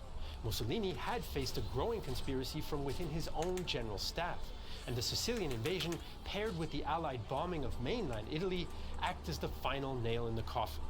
But with Hitler watching closely, Italy vows to continue the war, for the time being. Mussolini's removal also ends any pretense of Italian command in Sicily. General Hube now oversees the entire withdrawal and evacuation. His troops continue to fight rearguard actions towards the Etna line, based around the formidable Centuripe position. Meanwhile, US troops advance towards Troina, another prepared defensive point.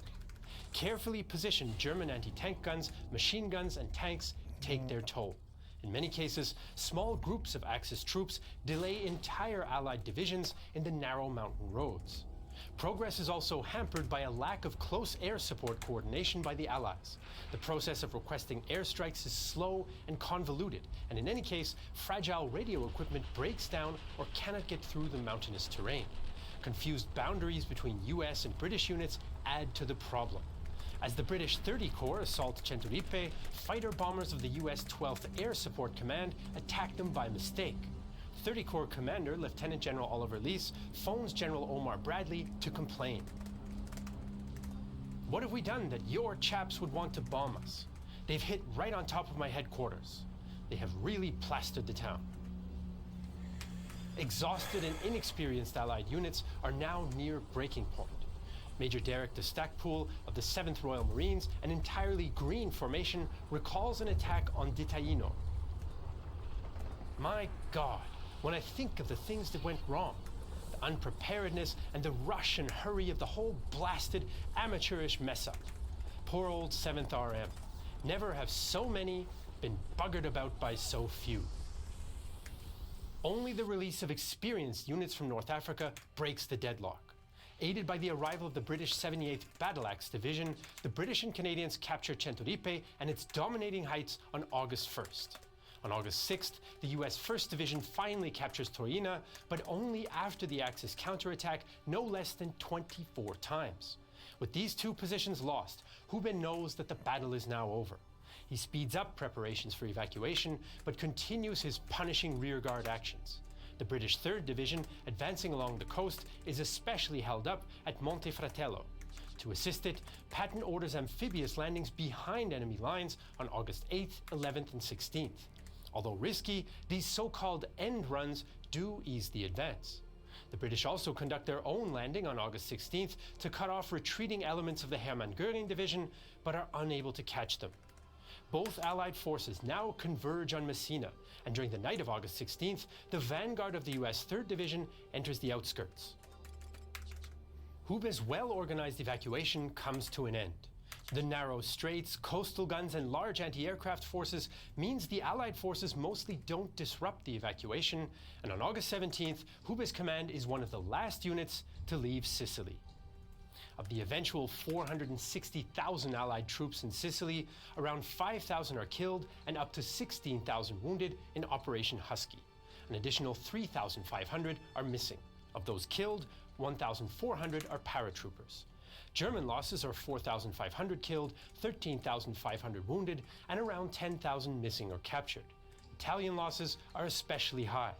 4,650 Italian troops are killed, 5,000 wounded. If they had healed, I wouldn't have died. 52,000 missing. They let me go the entire fight, no The heals. loss of Sicily also decimates. I don't Axis air understand defense. that, but In okay. July 1943 alone, 700. I just assumed they would heal. Aircraft were lost in the Mediterranean theater. Bad The assumption to Italian make. Regia Aeronautica is in the process of dissolution after Husky, a high cost for the limited damage that they were able to inflict. But despite these results, there are Allied complaints with the first major joint operation. There was poor coordination, especially between different branches, as well as animosity and a lack of communication between commanders. Although tactical air superiority improved as the invasion went on, Army commanders consistently claimed that they rarely saw friendly air cover. Air commanders replied that they were attacking targets further to Incoming the rear, emote. a more important contribution. Better communication regarding objectives and methods may have smoothed over these tensions.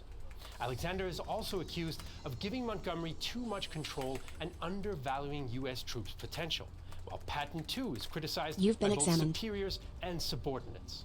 General Omar Bradley, who served under Patton, accuses him of recklessness with the lives of his men, especially in his race to beat Montgomery to Messina, a race some historians suggest Montgomery was not even aware of. News also emerges of 2 incidents in which Patton slapped enlisted men. And at Biscari on July 14th, US troops massacre 73 Axis prisoners. The perpetrators claim Patton ordered for no prisoners to be taken, something Patton denied. There were also missed Allied opportunities, as Hube's phased withdrawal preserved his fighting strength. In the first 17 days of August, the Axis evacuate 100,000 troops, 10,000 vehicles, 200 artillery guns, and 47 tanks to Italy, where they would continue the struggle. However, the Allies also learn lessons from their mistakes. For example, almost all aircraft will display clear invasion stripes to prevent friendly fire during the Normandy invasions, while airborne operations will enjoy longer planning periods and wider use of Pathfinder units to guide in the paratroopers. They also make tactical improvements, including improved rugged radios and clearer channels for requesting air support. Arguably, though, the biggest outcome of Husky is also a mostly unintended one. The removal of Mussolini opens the question of Italy's role in the war. While the Allied demand of unconditional surrender remains, Italy seems reluctant to surrender, and the battle for Italy will continue. In fact, many of the units on both sides who'd fought in Sicily will soon meet again on new battlefields.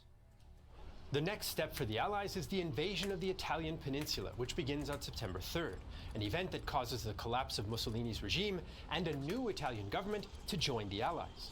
It's a political success for the Allies, but militarily, things quickly bog down into grinding positional warfare. American, British, and Canadian forces are able to gain a foothold, but the Germans quickly disarm the Italian army, take control of the country, and rush troops to the landing zones. Allied troubles in command and coordination, plus Italy's mountainous terrain and skillful German defense, all mean that by the end of the year, larger Allied forces are stuck up against the German position south of Rome, known as the Gustav Line, with its strongest point at Monte Cassino. In fact, the truly decisive breakthrough was going on at the same time as Operation Husky, but far to the east. There, the Wehrmacht and the Red Army waged the biggest battle of all time at Kursk, and although the Germans inflict more losses than they suffer, the Red Army emerges victorious.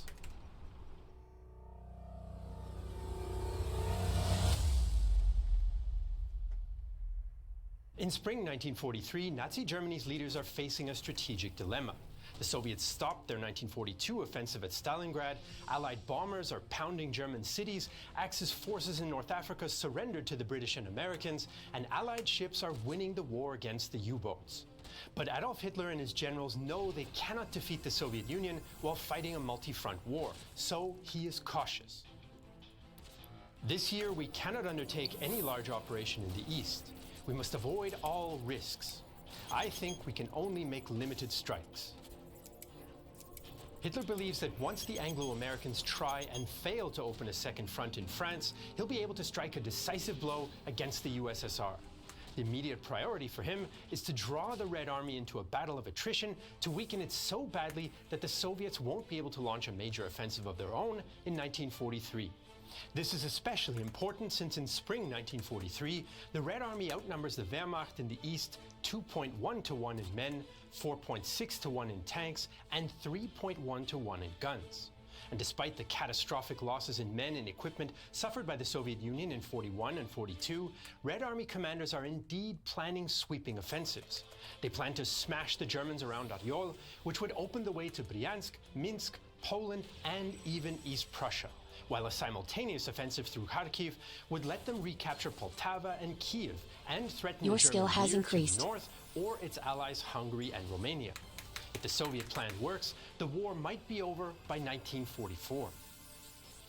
So the Germans have a conservative plan for the Eastern Front in summer 1943, while the Soviets have high hopes for major breakthroughs, and both are focusing on the area around the town of Kursk. The Soviet General Staff, Your or skill has Stavka, increased. expects the Germans to attack the Red Army in the exposed Kursk salient. So they deploy two army groups in the area, the Central Front under Konstantin Rokossovsky and the Voronezh Front under Nikolai Vatutin. And they also create a reserve army group for an eventual counterattack. Your the skill has Steppe Military increased. District under Ivan Konev.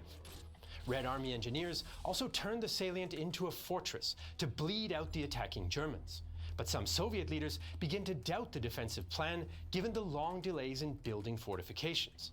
Joseph Stalin and Vatutin both argue that the Red Army should hit the Germans first to spoil the expected enemy attack. Eventually, Marshals Vasilevsky and Zhukov convinced Stalin to start on the defensive, to weaken German armored formations before going over to the counterattack, especially because of the new German heavy Tiger tanks. The Red Army had captured a Tiger in January 1943, and the test results showed its armor is extremely strong. Regular soldiers are worried about the Tiger too.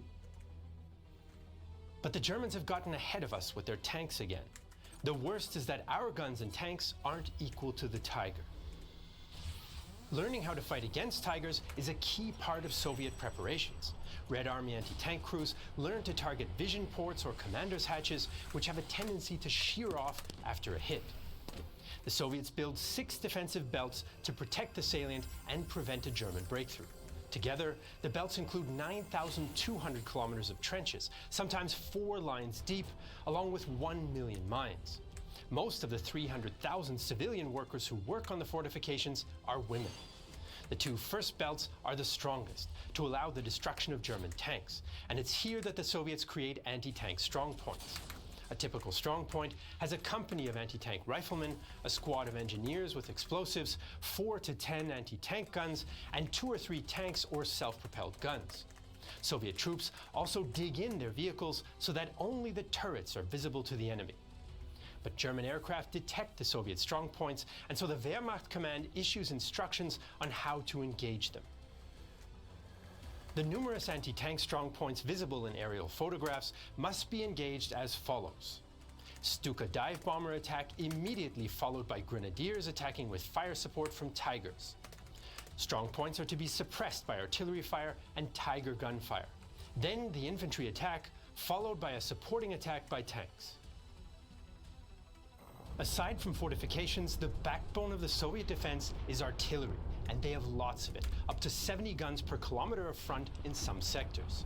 Soviet partisans behind German lines also contribute to the defense, and in June alone, they launched 1,100 attacks against German logistics and infrastructure, damaging 400 locomotives and 54 railway bridges. The Soviets are also planning for counteroffensives that they will launch if they can stop the German attacks. In Operation Kutuzov, the West, Bryansk, and Central fronts would attack the German-controlled Areol salient and continue west. Meanwhile, the Voronezh, Steppe, and Southwest fronts would strike towards Kharkiv in Operation Commander Rumyantsev.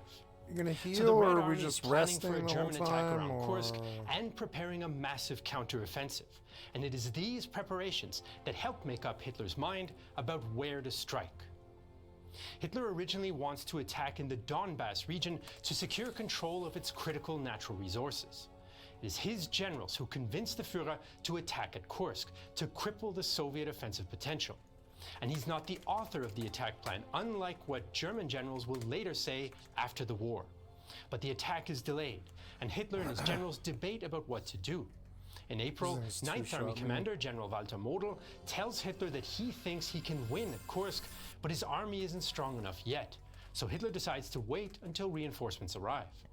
Then in May, Axis forces in North Africa surrender, and Hitler fears Italy might soon leave the alliance, or the Allies might land in Italy or Greece. He decides to wait until the situation in the Mediterranean is clear before committing in the east. But in the second half of May, heavy rains turn the roads in the Soviet Union to mud and render any attack impossible.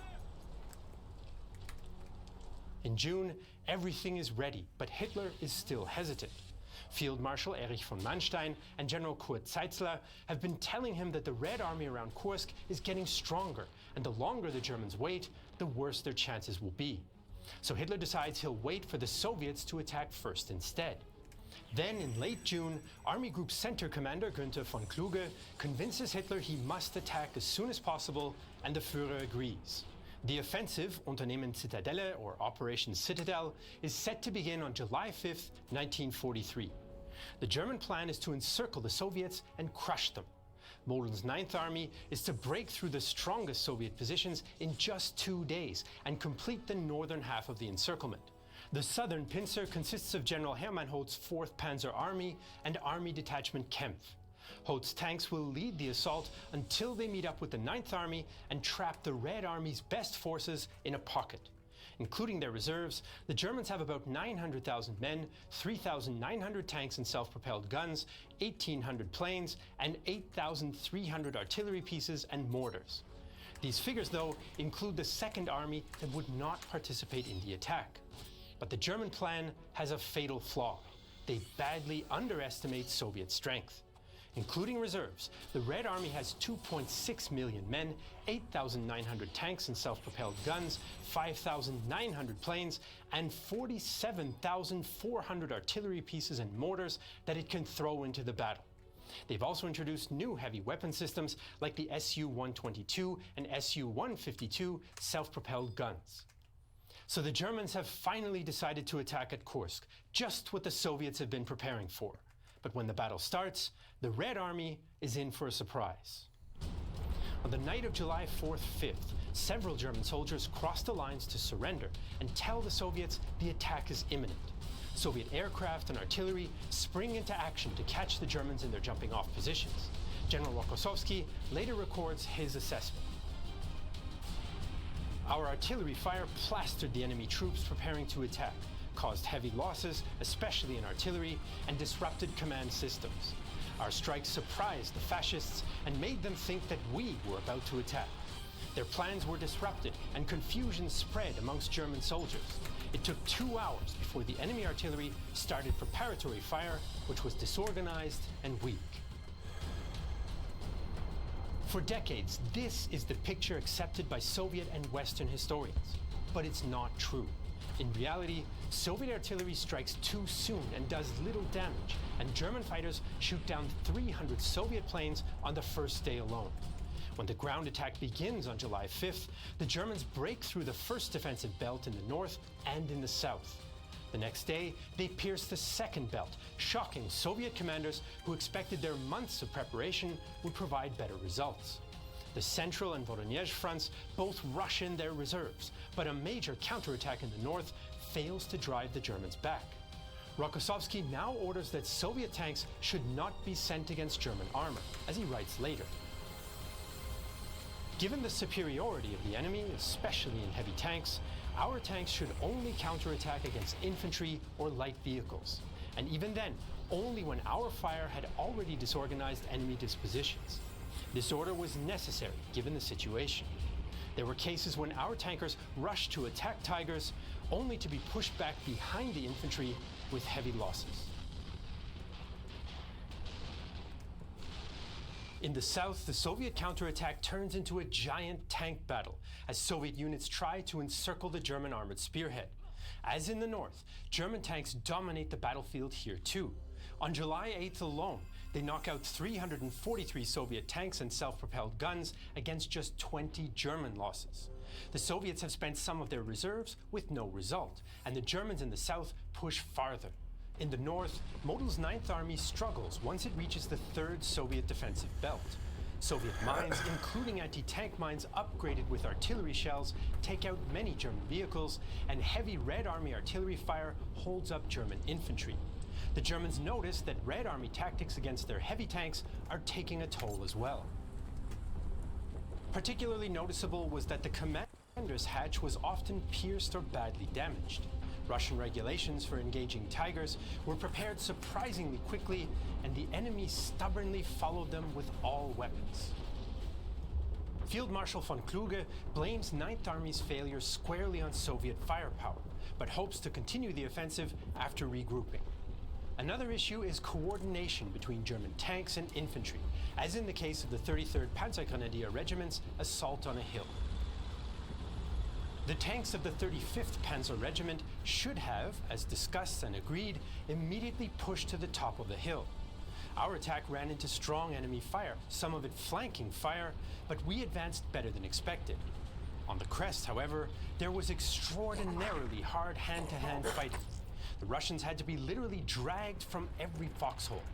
Unfortunately, our tanks stayed at the foot of the hill and didn't move. While the top of the hill was being cleared, the Russians counterattacked with their tanks. The last of our rifle companies saw that our tanks weren't supporting us and could not resist the counterattack. In the south, 4th Panzer Army has more success and penetrates the 3rd Soviet defensive belt on July 11th. Manstein admits on July 13th that his forces are too weak to surround the Soviets on their own, but he also wants the offensive to continue. Hitler wants to avoid further discussion with the headstrong general, so he tells Manstein that the general's Army Group South would have to give up some of its forces to help counter the Allied landings in Sicily. But this is just an excuse, and Hitler doesn't send any units from the Eastern Front to Sicily for the next 10 days. But Hitler's ruse works, and Manstein reluctantly accepts that Citadel has failed. Still, Hitler's lie that he needed to send reinforcements to Sicily becomes one of the most persistent myths about the Battle of Kursk, and still has many defenders today. The German offensive has failed thanks to a lack of forces and stiff Soviet resistance, and because the Soviet counteroffensive has now begun. On July 12th, the Red Army launches Operation Kutuzov. The Soviets break through the German positions facing Aryol, forcing the 9th German Army to send reinforcements to help plug the gaps, which seals Citadel's fate beyond a doubt. Red Army soldier Yevgeny Bisonov later describes how the Luftwaffe tries to slow the Soviet advance. That was my first experience of such a heavy air raid. It was pure hell. It's hard to find a comparison for it. You're just lying in your foxhole and waiting for death.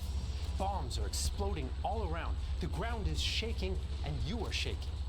I was frightened to death and wanted to run away from that hell.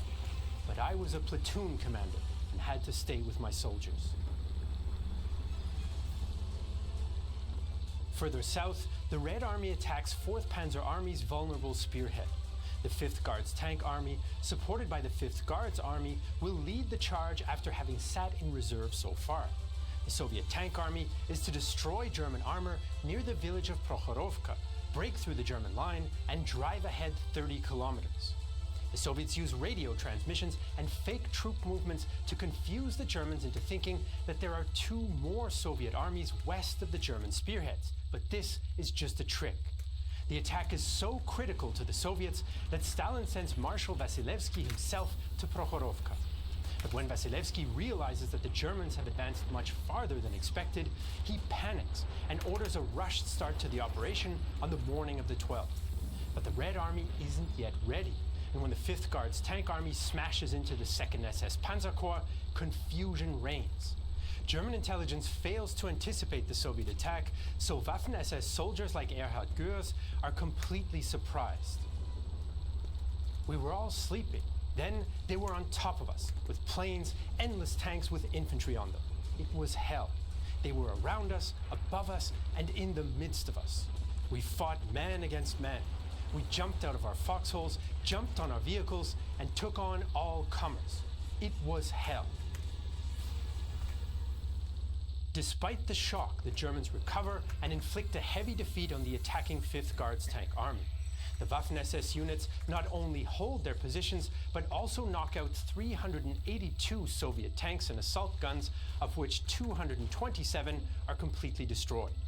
The Soviets are only able to knock out about a dozen German tanks, and only 4 of these are not recoverable. These figures are in stark contrast to later Soviet portrayals of the battle as a Red Army success. For the Germans, though, Prokhorovka is limited to a local, tactical defensive success. The Soviets still have the upper hand, but have to delay their main counteroffensive for 3 weeks because of the heavy losses that they've suffered so far. On August 3rd, they're finally ready to launch the final phase of the battle, Operation Commander Your skill has Bryansk. increased. 7 Soviet armies, 2 of them tank armies, storm the German lines in the southern part of the Kursk salient. 3 more Soviet armies join them in the next few days. A total of 1 million men, 2,440 tanks and self-propelled guns. Trying to stop them are the 4th Panzer Army and Army Detachment Kempf, both of which have been weakened by sending units to other parts of the front.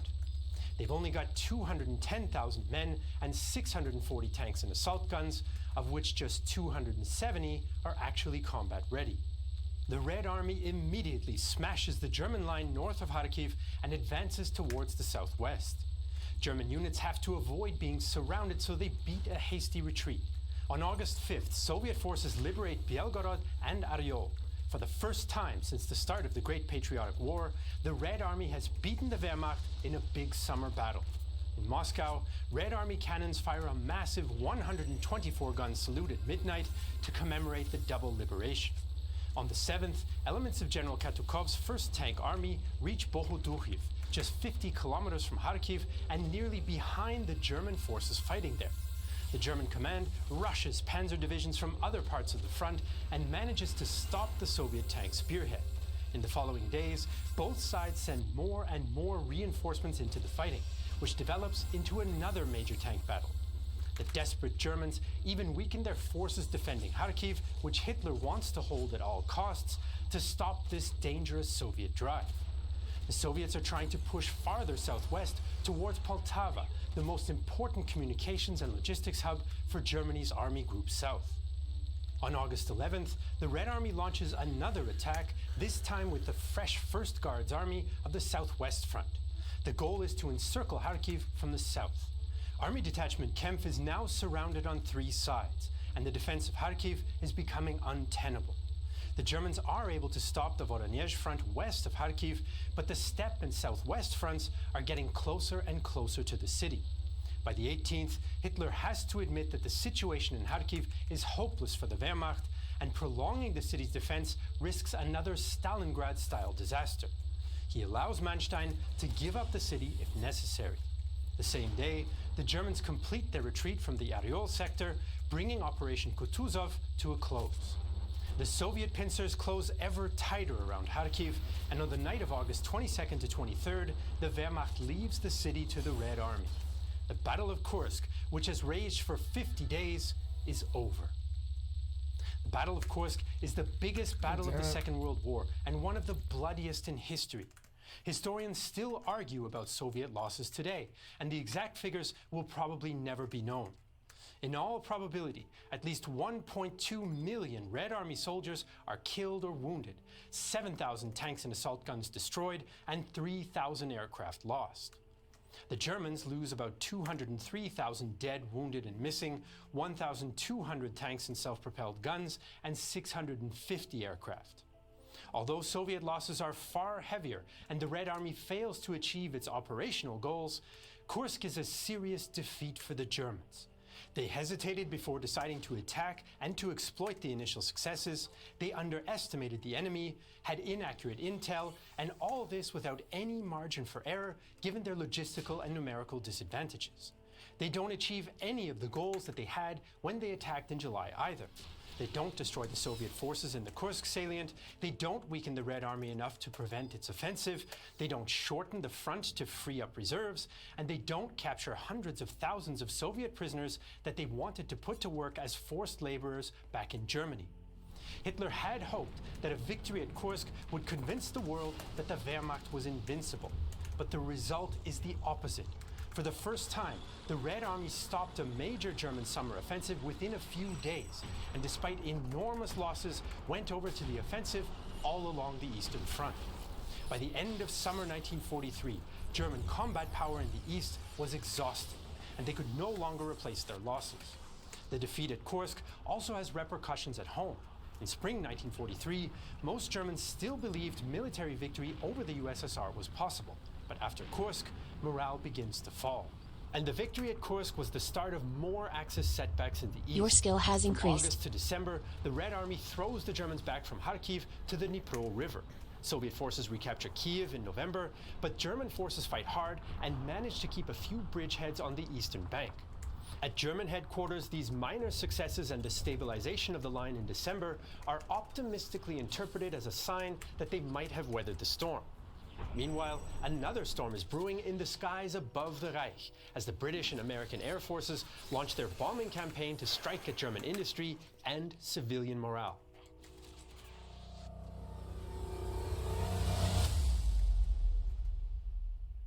At the January 1943 Casablanca conference, Allied commanders call for a combined bomber offensive against Germany.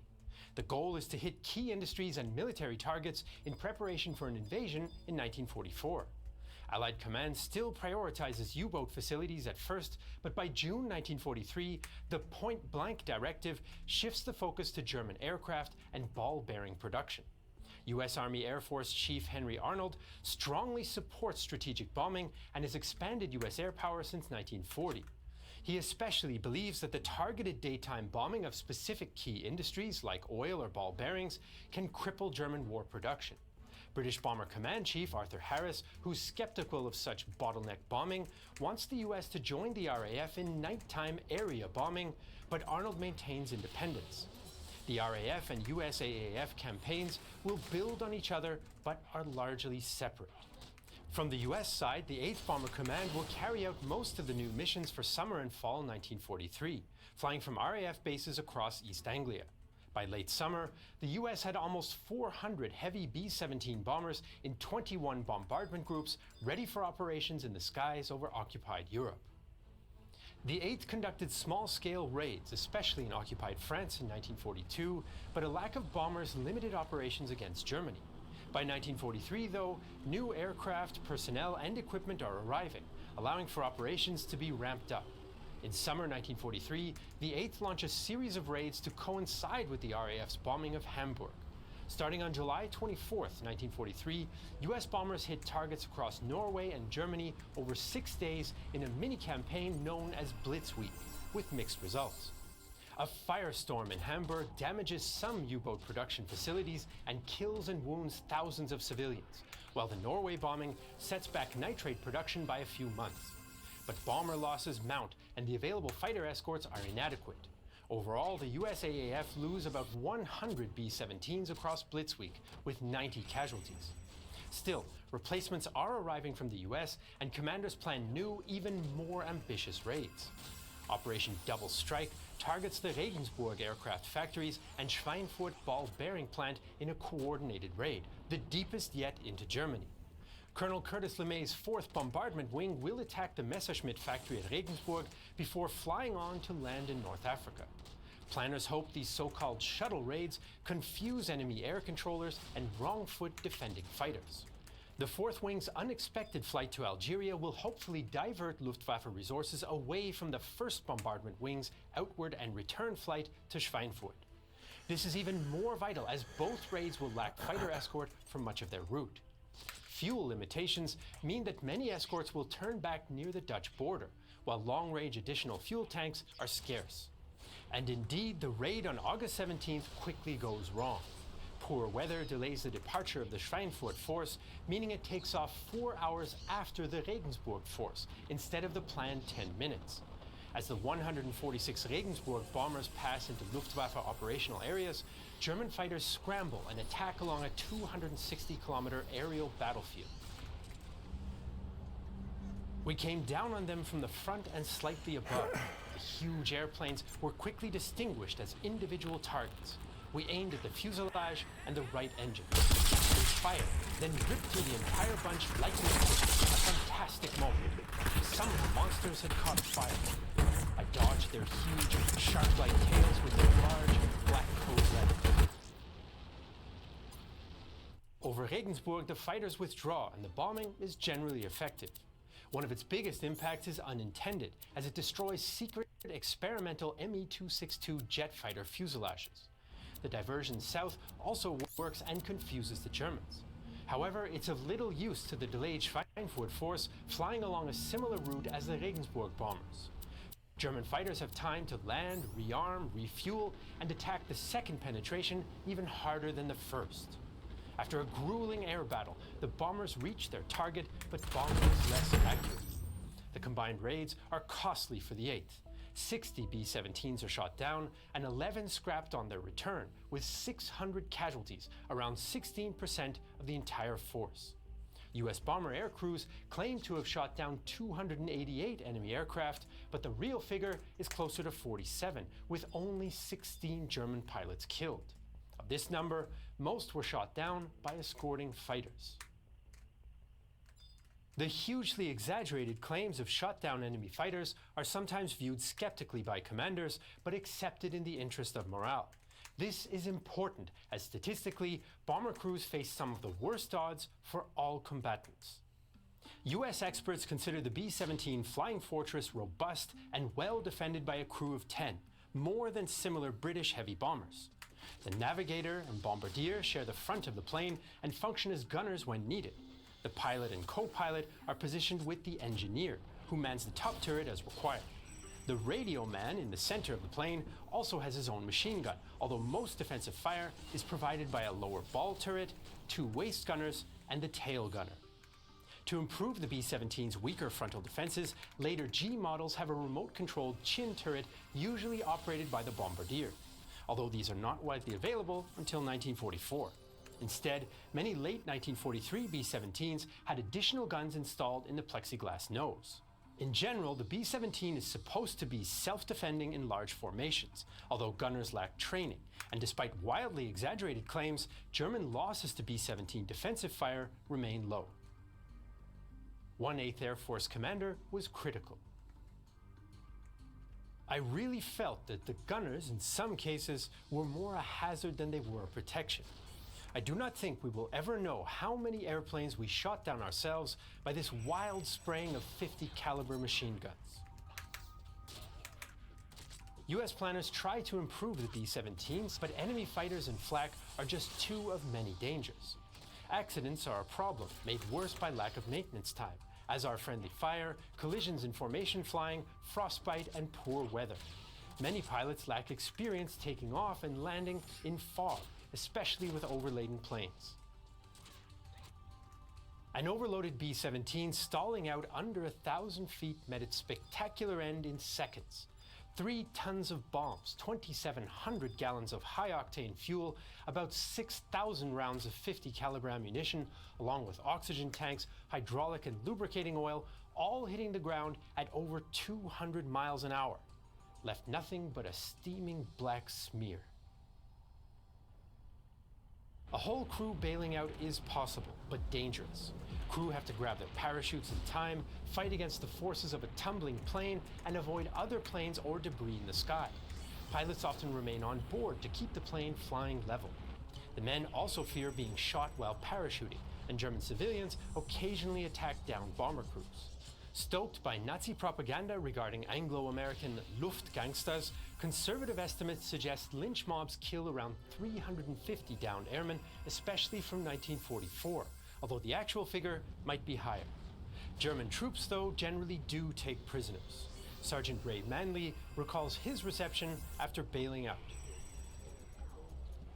4 German soldiers approached me and asked if I was armed. I said no, and then one of them replied in perfect English, "For you, the war is over." Then they walked me to a nearby village where a crowd of people had gathered. A little blonde girl, aged about 5 or 6, stood and looked me over. She smiled at me, the only friendly face there. Successive missions with high casualties also result in psychological breakdowns. The USAAF reassigns sufferers to non-combat roles, but crews see psychological wounds with a social stigma attached. The men also know that the bombing kills more German civilians than soldiers, which adds additional stress for airmen like Colonel Smith. You drop a load of bombs, and if you're cursed with any imagination at all, you have at least one quick, horrid glimpse of a child lying in bed with a whole ton of masonry tumbling down on top of him, or a 3-year-old girl wailing for Mutter, Mutter. Then you have to turn away from the picture if you intend to retain your sanity. For 8th Bomber Command crews, the stats are grim. A 1943 study finds only 26% complete their 25 missions. 7% are killed, missing, or captured, and 17% are wounded, killed in accidents, or discharged due to mental conditions. But numbers paint an incomplete picture. Casualty rates among bombers vary greatly between different parts of the formation. Some may escape unscathed, while others might be almost wiped out. The 100th Bomber Group gains a grisly reputation for high losses, earning it the nickname the Bloody 100th. At Regensburg, the 100th loses 9 of 21 attacking bombers, the highest of any group. 100th Bomber crewmen begin to suspect that Luftwaffe fighters are deliberately targeting them, perhaps as revenge. A story spreads among US crewmen that on an earlier raid, a damaged B-17 from the 100th dropped its landing gear to signal surrender to a German fighter. When the fighter flew closer to escort it to the ground, the B-17 gunners opened fire, shooting the fighter down. The story, though, is probably false. The reality is likely more mundane. At Regensburg, many 100th Group bombers flew in the most vulnerable positions of the wing, the high and low squadrons of the low combat box in the formation.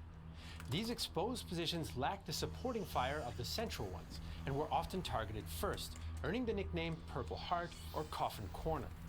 But the rumor sticks, and in October, a new raid seems to confirm the bloody 100th curse. On October 10th, 1943, U.S. planners target the city of Your Munster. skill has increased. 274 B-17s will attack the city center in the first explicit U.S. raid to bomb civilian housing. The goal is to kill or render homeless workers of Münster's factories and transport facilities. Your skill has reducing increased. both manpower and morale. The aiming point is the Münster Cathedral on a Sunday afternoon. The 100th is exhausted after another week of intense bombing, but the Americans expect the Münster raid to be relatively easy due to its proximity to the Dutch border and fighter escort. However, it soon turns into a disaster. Fog prevents some escorts joining the bombers, and up to 350 Luftwaffe fighters scramble to intercept the raid, especially the 100th Bomb Group in Coffin Corner. Captain Frank Murphy aboard a 100th Group B-17 nicknamed Here We Go recalls.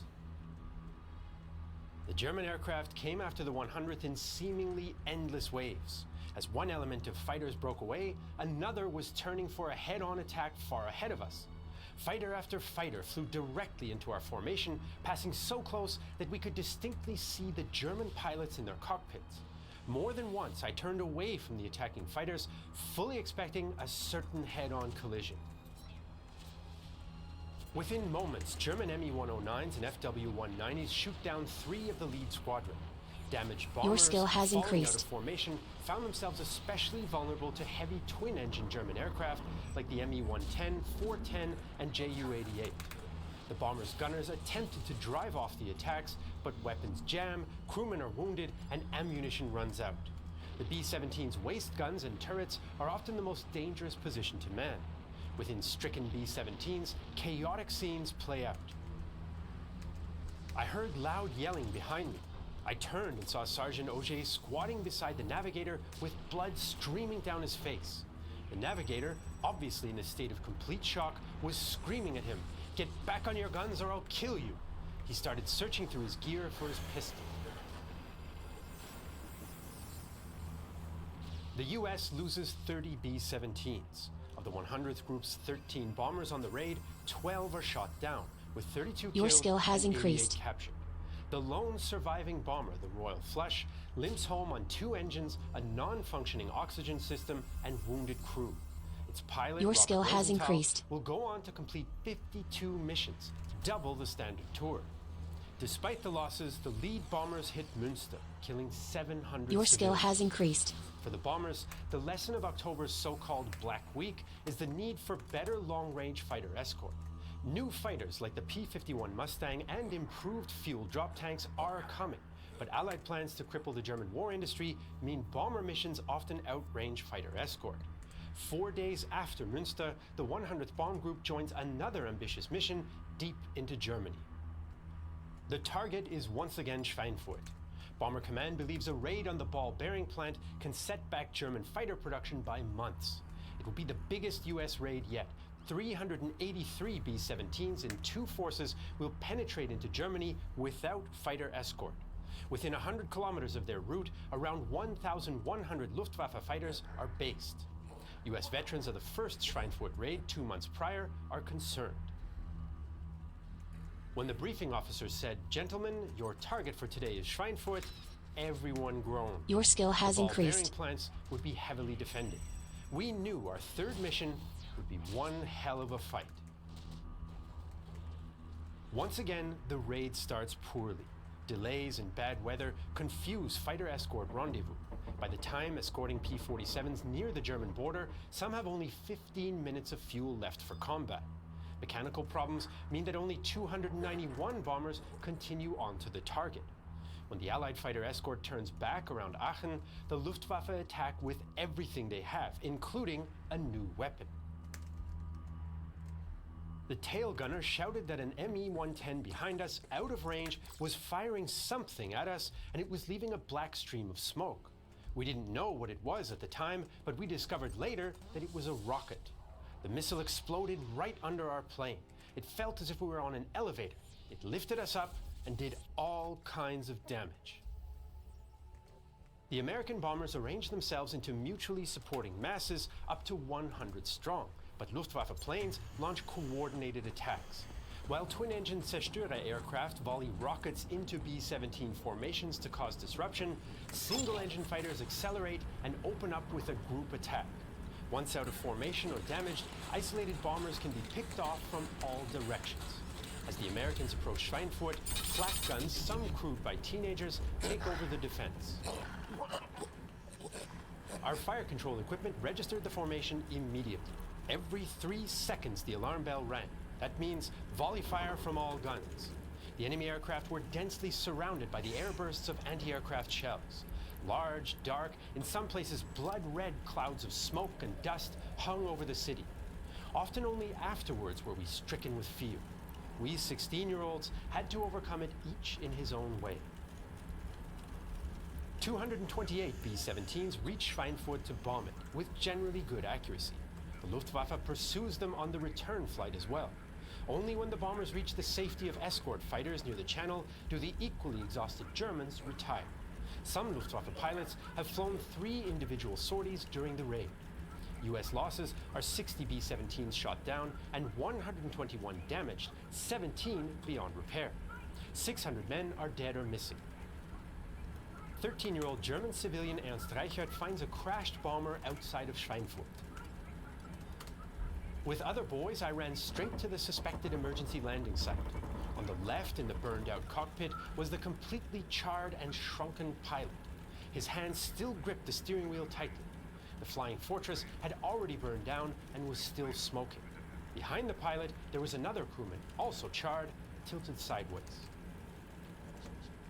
Bomber crews claim they've shot down 186 Germans, but the actual figure is around 40. Allied commanders claim the attack destroys 3 ball-bearing factories and shuts down the entire works. Privately, though, 8th Bomber Command is concerned about the high losses. The second Schweinfurt raid ends the Americans' deep, unescorted penetrations, while poor weather stops major bombing until February 1944. When commanders assess the year's progress, they're still not sure how much damage they've done. Assessing the damage is difficult due to inaccuracies in bomber surveys and debates about the German war economy.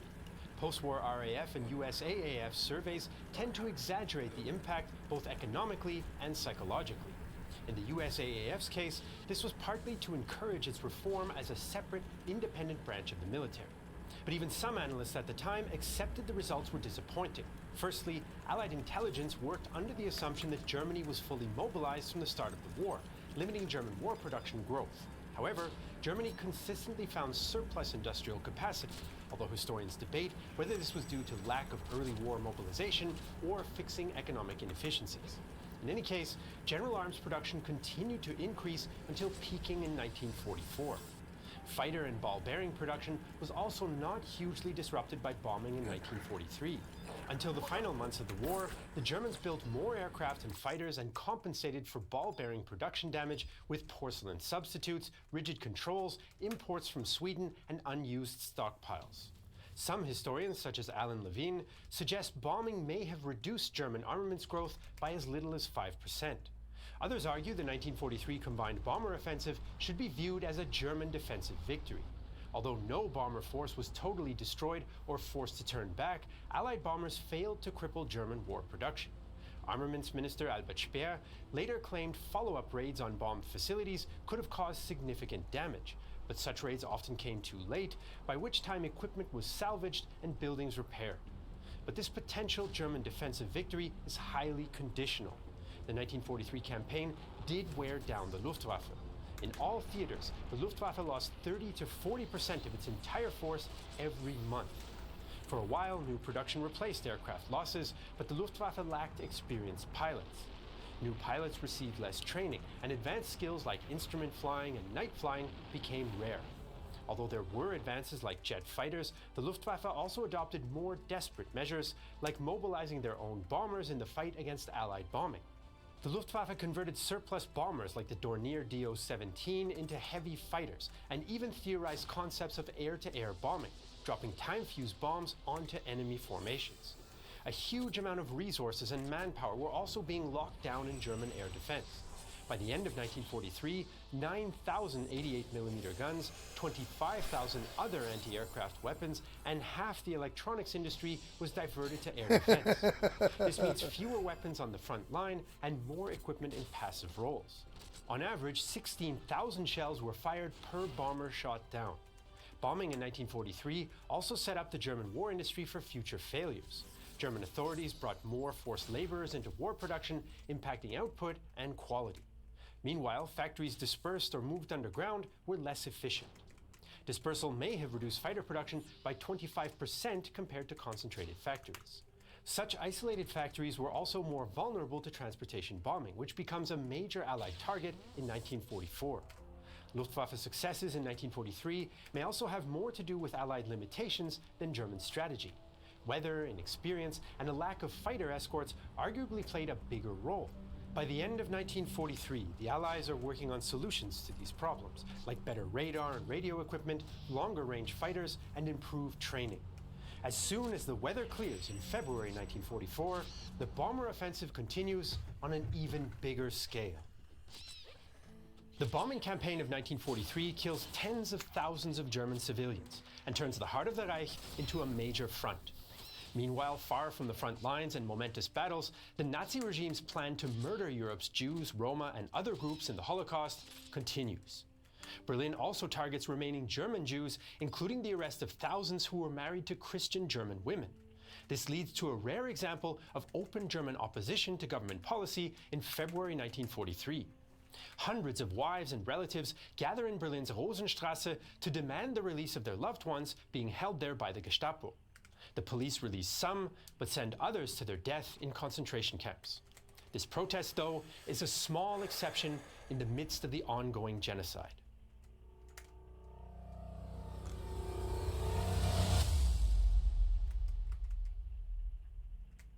Aktion Reinhardt is the name the Germans give to their operation to kill the more than 2 million Jews living in ghettos in Eastern Europe.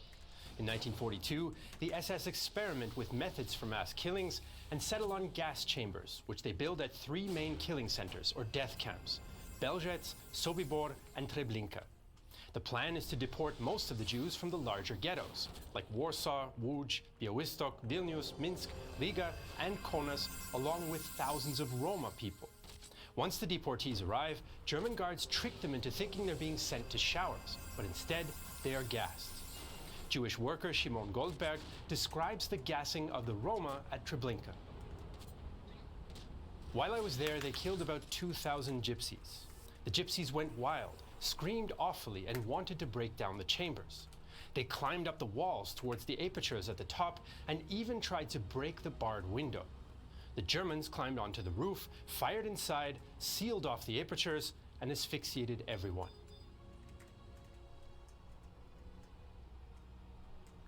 In this way, by September 1943, the Germans have killed 250,000 Jews at Sobibor, 600,000 at Belzec, and 874,000 and several thousand Roma at Treblinka. Most of the Polish, Baltic, and Belarusian Jewish population is now dead. But the killing in 1943 doesn't stop with Operation Reinhardt. In November, the Germans kill more than 40,000 at the Majdanek, Travniki, and Poniatowa camps in what they call Operation Harvest Festival. And in other parts of Europe, German and collaborationist authorities continue deporting and murdering other Jewish communities. Starting in February, SS officials deport nearly all of the historic 50,000-strong Jewish community in Salonika to Auschwitz, where the camp authorities immediately gas 2/3 of them. In Bulgarian-controlled Macedonia and Thrace, Bulgarian authorities deport 11,000 Jews, whom the Germans then kill. Sofia then goes back on its agreement with Germany and refuses to deport the Jewish population living inside the pre-war Bulgarian borders. After Italy surrenders in Your September, skill has German increased. troops occupy the country, and the Nazi government tries to kill the Italian Jews, which up until now, the Mussolini regime refused to deport.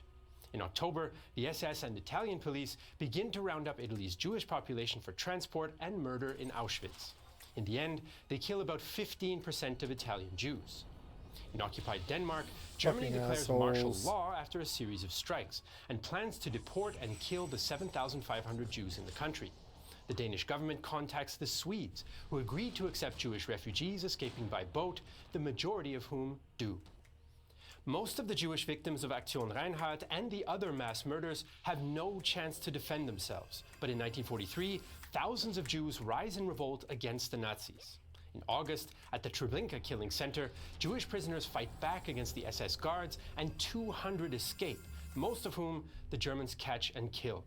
In October at Sobibor, Jewish Red Army prisoners of war lead an uprising that kills 13 SS men and other guards, including the center's deputy commander. 300 prisoners escape, of whom 50 survive the war in hiding. Two of these are Chaim Engel and Selma Weinberg, who later marry. Selma, suffering from typhus, later recalls the terrifying escape from the camp as the guards machine gun the crowd. Chaim took my hand and he said, "Come, it's no use we stay there." And then everybody starts running to this gate. Everybody was falling around next to us. You hear mines going and people dropping dead. You just run. I remember I had a necklace full with Jewish emblems, so that was the first thing that I took off and threw away outside the camp. I was very nervous, of course. When you had to run, I get diarrhea, and I had to stop all the time. We heard shooting behind us, and we heard screaming, and we were running and running. The biggest uprising of all takes place in the Warsaw Ghetto in April and May. Once Operation Reinhardt begins and the Nazis' plan becomes clear to its intended victims, the Jewish underground resistance in the Warsaw Ghetto prepares to resist. They form defense organizations and receive weapons from the Polish Home Army, which was resisting Nazi rule throughout Poland. Many ghetto residents are former Polish Army soldiers, and when the Germans start deportations in January 1943, these Jews fight back for several days. The Germans deport fewer Jews than planned, but begin a second deportation wave on April 19th, when the main uprising begins. For 23 days, about 750 armed Jews hold off around 2,000 German troops. They know they cannot win and that most will die, but resistance commanders like Mordecai Anielewicz are determined to fight. Something has happened which is beyond our wildest dreams. The Germans have fled twice from the ghetto. I cannot describe the conditions under which the Jews are living. Very few will hold out. Sooner or later, the rest will perish. The die is cast. In all the bunkers where our comrades are hiding, it is impossible to light a candle at night for lack of air. The main thing is, the dream of my life has come true. I have lived to see a Jewish defense force in the ghetto in all its greatness and glory. The Germans do re-establish control over the ghetto, claiming to kill about 7,000 Jews and deporting more than 40,000 others in the process, the vast majority of whom they kill soon afterwards, along with the survivors who stayed in the ghetto. And so the so-called forgotten year of 1943 sees the Allies push the Germans out of North Africa, Sicily, part of Italy, the Atlantic, and smash the Wehrmacht backwards from the Volga in Russia to the Dnipro in Ukraine. But even though the Germans are losing, they're making the Allies pay dearly and cling to their conquests. The Allied campaign in Italy is bogged down, the bombing campaign suffers heavy losses in men and planes, and the Red Army loses hundreds of thousands of men without achieving its ambitious strategic goals. The Germans are losing the war, and the odds are stacked against them, but they've stabilized the lines in the east and in Italy for now. As historian Robert Citino writes, "The math couldn't have been worse.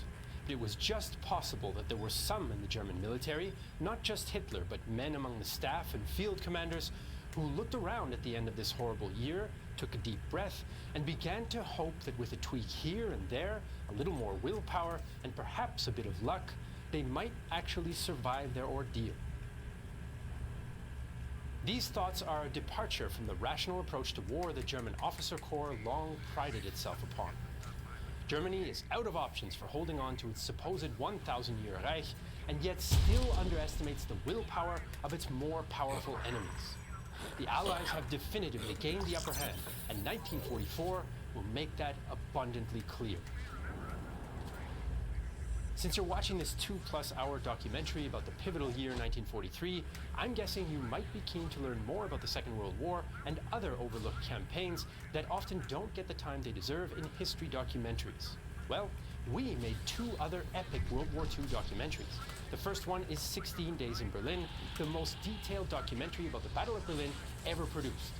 A 4.5-hour day-by-day breakdown of one of the biggest battles of the entire war when the Red Army advanced from the Oder River into the heart of Nazi Germany's capital. Filmed on original location, featuring detailed maps and animation, expert interviews, and much more. The second documentary is Rhineland 45, about the last set-piece battle on the Western Front in which the Allies under Bernard Montgomery attacked from the Dutch border and ultimately crossed the mighty Rhine River. This 3.5-hour documentary was also filmed on original location, features detailed maps and animation, expert and veteran interviews, and more.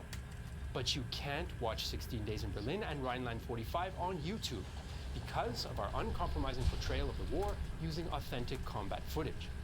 So where can you watch these 2 massive documentaries with a combined runtime of over 8 hours? On Nebula, a streaming service we're building together with other creators, where we don't have to worry about YouTube's advertising guidelines and the almighty algorithm. If you sign up at nebula.tv/realtimehistory, you can watch all our content in 4K, ad-free and earlier than on YouTube. And not just in your browser, Nebula is also available on your smartphone and devices like Apple TV or Roku. And all that for just $30 a year. And it's not just our documentaries you can watch on Nebula. There are a lot of other creators on there who also produce Incoming original content emote. that they couldn't upload onto YouTube. If you want even more Second World War content, check out the Battle of Britain series by Real Engineering, or if you need a break from military history, check out Jet Lag by Wendover, a fun game show where contestants race around the world. Again, that's nebula.tv/realtimehistory for just $30 a year and supporting our channel and future history content directly. As usual, you can find all the sources for this video in the video description below. If you're watching this video on Nebula or Patreon, thank you so much for the support. I'm Jesse Alexander, and this is a production of Real Time History, the only history channel that won't forget 1943.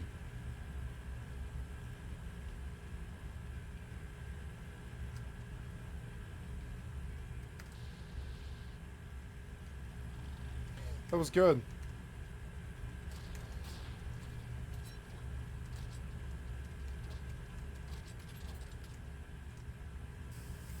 Lost out badly. In April 1941, Japan followed the Germans' lead and signed their own non-aggression pact with the Soviets. Now, it was Hitler's turn to... Oh, thank you, thank you, In 1942, Real-time history, I'd like to sub to your channel. This is a classic example of Hitler's failure to grasp foreign affairs. Thank you. I want to start this one over. I've been meaning to do this one. Yeah, this one's good. Thank you, War Stories.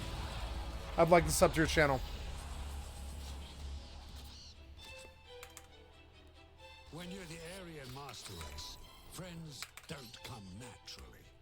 People outside the room can hear, the fists pounding on the table and voices raised. There's a great degree of mistrust there. However, when a world war looms, allies become essential. We won't attack you if you get involved in a war. We won't attack you if you get involved in a war. Hitler hadn't thought through the relationship particularly well. With only dictators and despots to choose from, the risks are high. I suppose there's a phrase, beggars can't be choosers. And the end results. It's just enormous disasters, unprecedented disasters. Dysfunction at almost every level.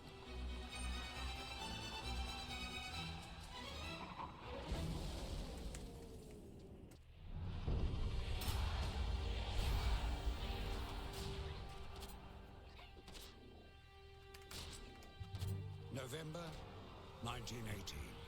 Germany had just lost the war. She was about to sign a deeply humiliating and financially crippling treaty. And she had no friends. But this was just how she liked it. Or at least, the right-wing opportunists did. By placing the burden of guilt entirely on an embarrassed Germany. And by imposing impossibly harsh reparation payments, the West unwittingly created the ideal conditions for populist politics and demagoguery to prosper. Unrest, resentment, and anger simmered in a desperate and disillusioned public.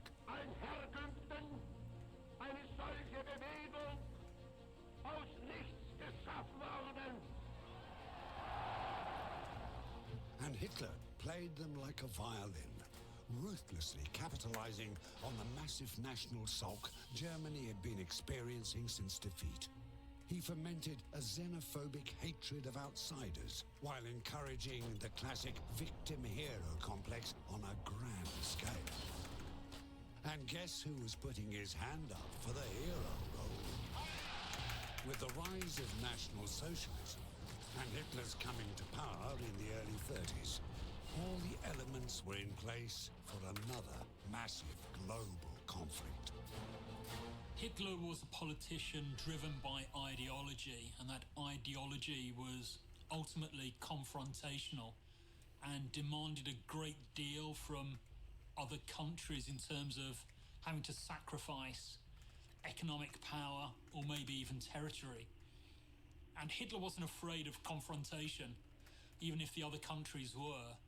As a result of that, his ideology was based upon military power and ultimately military confrontation if required. And so in a sense, what Hitler was asking for was not going to be given without a fight. As World War II loomed, the closest friendships Germany could claim were nothing more than uncomfortable, uneasy alliances. Yet they needed allies, or at least short-term sham friendships. Their choices were limited. On the available list was an international pariah to the east in Russia. But a communist state was hardly a natural fit with fascist Germany. There was a like-minded predator in fascist Italy, and a hyper-militaristic Japan. With friends like those, who needed enemies?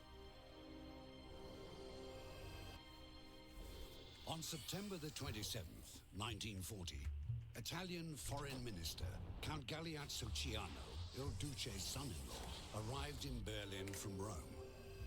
At 1 p.m. in the Reich Chancellery, it was announced that Japan, Germany, and Italy had signed a military alliance directed against the United States. The Axis powers aligned in a pact with the devil. But all these relationships were doomed from the start. Tenuous and disinterested at best, toxic and sabotaging at worst. Germany's choice of strange bedfellows would come back to haunt them, and they would ultimately pay a high price for those decisions.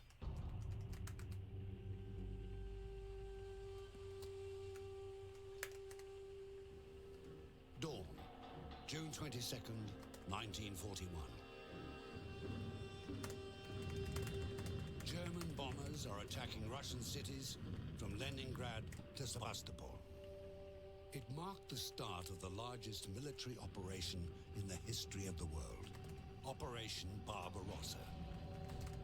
It was also to become the bloodiest. But Russia and Germany were supposedly bound by a non-aggression pact. So how did it come to this? Welcome to a world of deceit and double-dealing between wartime friends.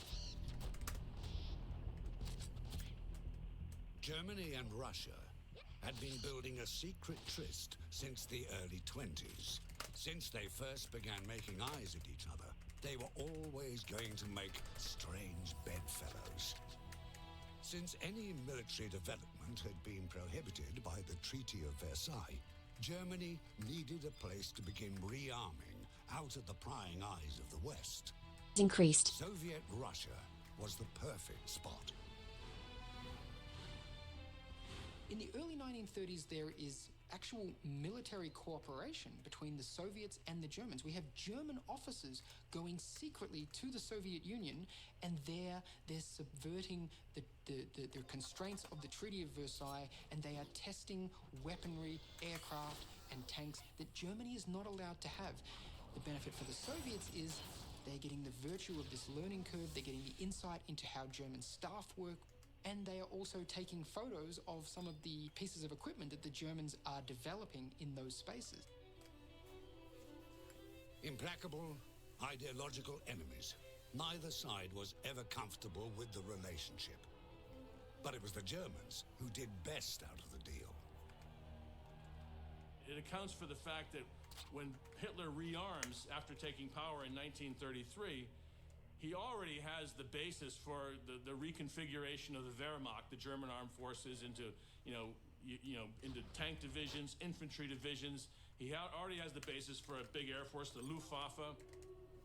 He's got the shape of the Kriegsmarine, the Nazi Navy worked out. It's also good for the Russians. The Russians are poised to become what they are in 1949, the biggest mechanized military in the world, thanks in large part to the training and technology transfers given them by the Germans in the 1920s and 1930s.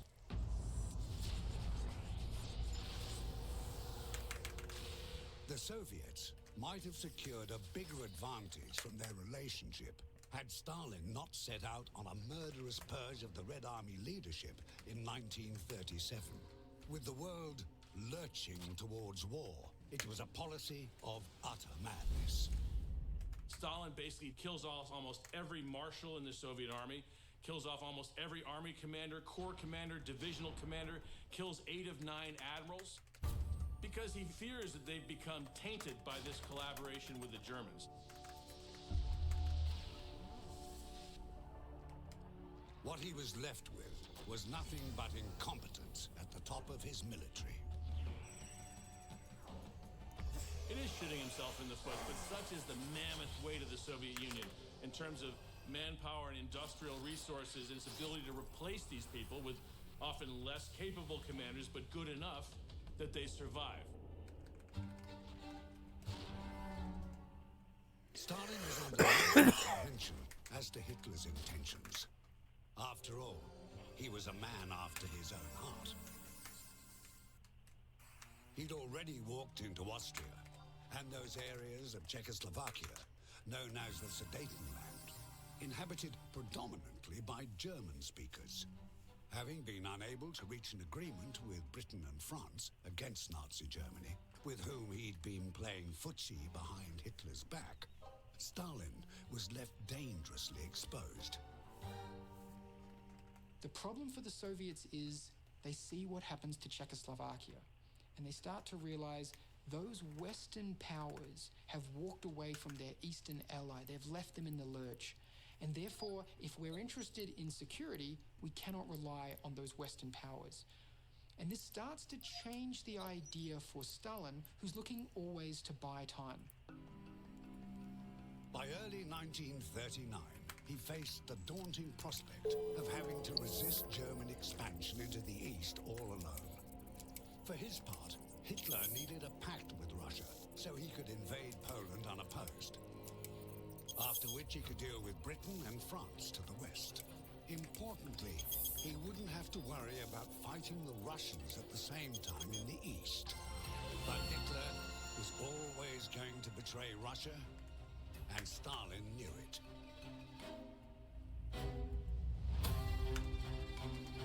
On May the 3rd, 1939, Foreign Ministers Molotov and Ribbentrop, with Stalin gravely looking on, signed a non-aggression pact between Russia and Germany. How they all kept a straight face remains one of the great achievements of totalitarian international diplomacy. The Molotov-Ribbentrop Pact is going to buy the Soviet army more time to build weaponry, and it's also going to give the Soviet Union the opportunity to watch Germany fight against other capitalist powers and hopefully wear each other down over years. For Hitler, the idea is very simple. This is a tactical maneuver. This is going to allow him to have a free hand to fight in Poland. Discover the past with exclusive military history documentaries and ad-free podcasts presented by world-renowned historians, all on History Hit. Watch them on your smart TV or on the go with your mobile device. Download the app now to watch everything, from the gripping story of the Band of Brothers to Operation Barbarossa and D-Day. Immerse yourself in the dramatic stories of this remarkable era by signing up via the link in the description. Germany promptly put Poland to the sword, and unfortunately for Stalin, then conquered much of Western Europe easily. The inevitable eventually rolled around.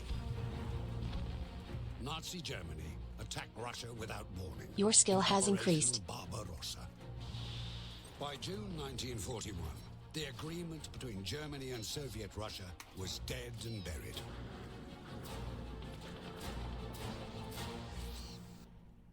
Did Hitler betray Stalin?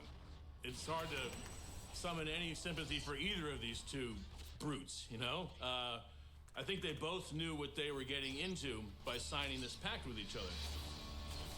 So they were both playing a very cynical game. It's just that Hitler broke the agreement first. Hitler had stabbed his partner in the back. Who in their right mind would ever trust the Nazis again?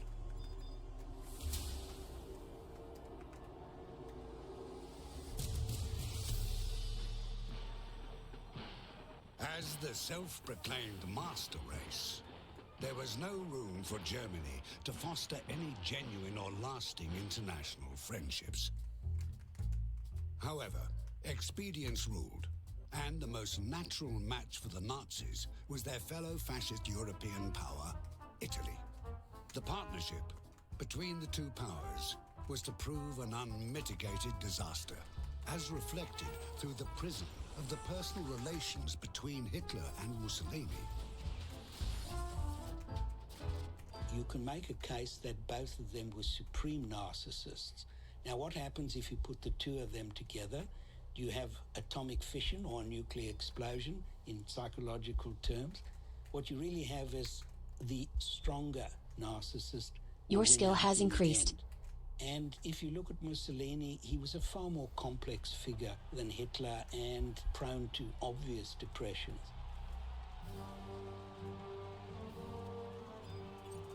Since 1925, the Italian people had been laboring under a fascist regime ruled over by Benito Mussolini, or Il Duce. Italian fascism was regarded as the original and the best, and very much the elder brother of Nazism.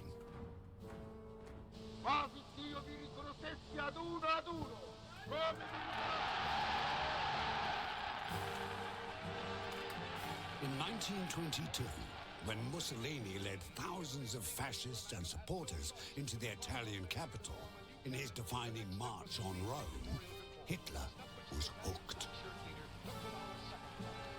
Well, Hitler's an early and ardent admirer of Mussolini. Mussolini is first on the scene. He launches his fascist party before Hitler's Nazi party. He executes the March on Rome in 1922 and insinuates himself into the Italian government, appointed prime minister by the Italian king. He immediately embarks on the fascistization of Italy with big public buildings, parades, fascist monuments. Hitler is in awe of this. Hitler at the time sort of in love with Mussolini, and he emulates Mussolini. Over the coming years, the two despots continued to cozy Your skill has with increased. Mussolini, even providing some financial support to the rising Nazi party. L'Antigenato, und in diesen 13 Jahren dokumenterà al mondo aus Blut und Fleisch, maestria e la genialità dei vostri artigiani. It's no surprise that in private, Mussolini thought very little of Hitler. In fact, he considered him a socially awkward, galloping boar.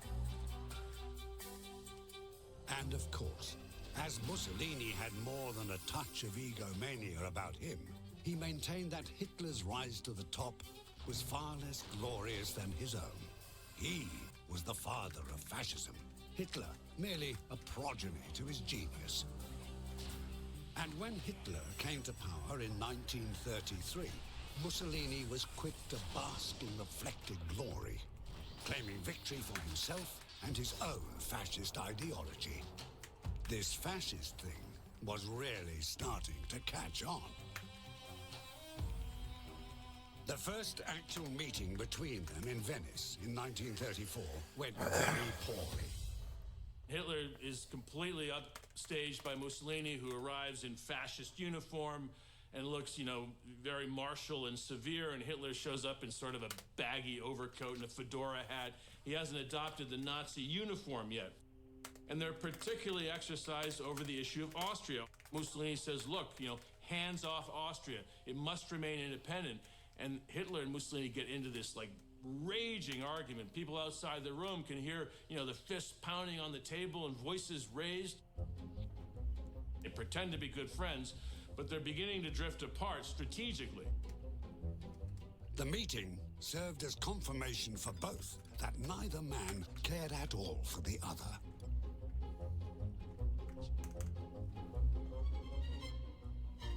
Hitler and Mussolini were not natural friends or colleagues, but Germany required the Italian military machine to do its bidding, if you like, by proxy in North Africa, for example. And of course, Italy was only too willing to do that.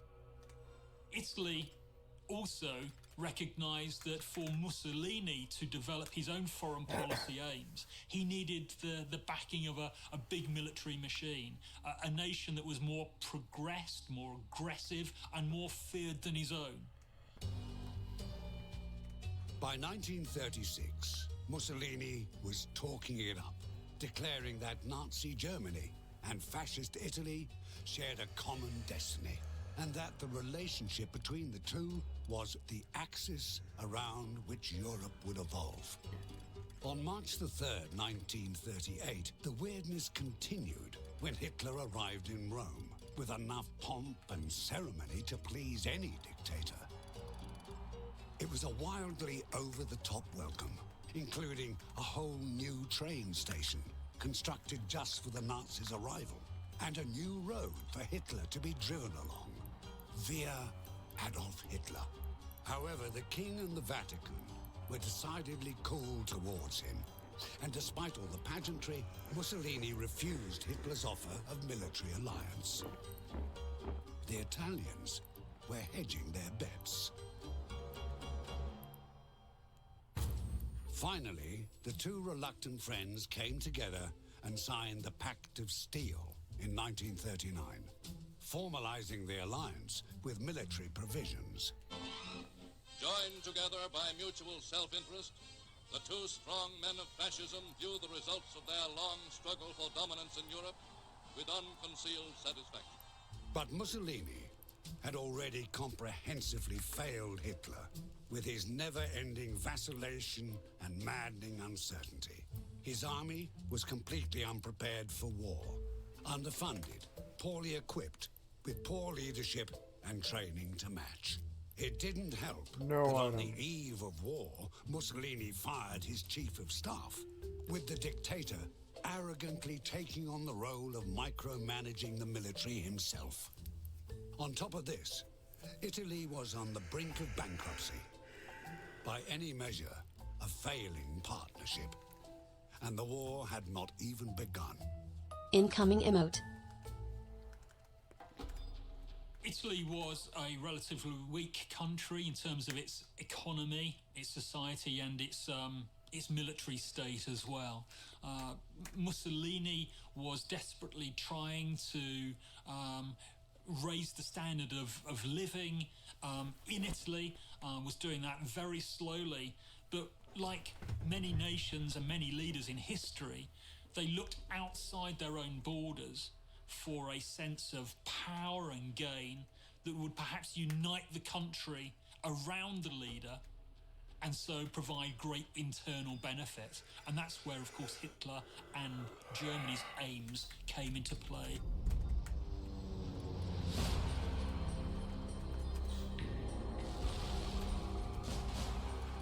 When war finally arrived in September 1939, Italy did not support its ally from the start. Instead, Mussolini made the heroic decision to remain on the sidelines. Mussolini very much wanted to see the way in which the wind was blowing. He was an opportunist like Hitler and didn't want to attach himself to a nation that could possibly, due to its grandiose aims and the variety of nations against him, eventually be defeated. And he didn't want to go down with that particular sinking ship.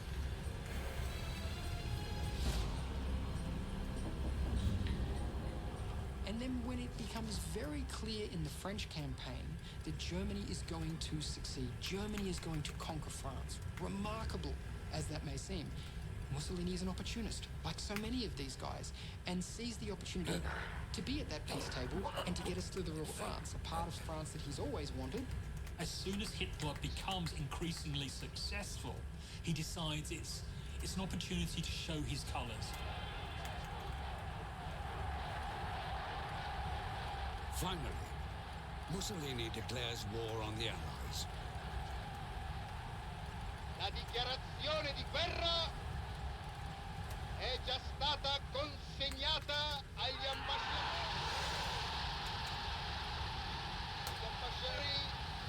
di Gran Bretagna e di Francia.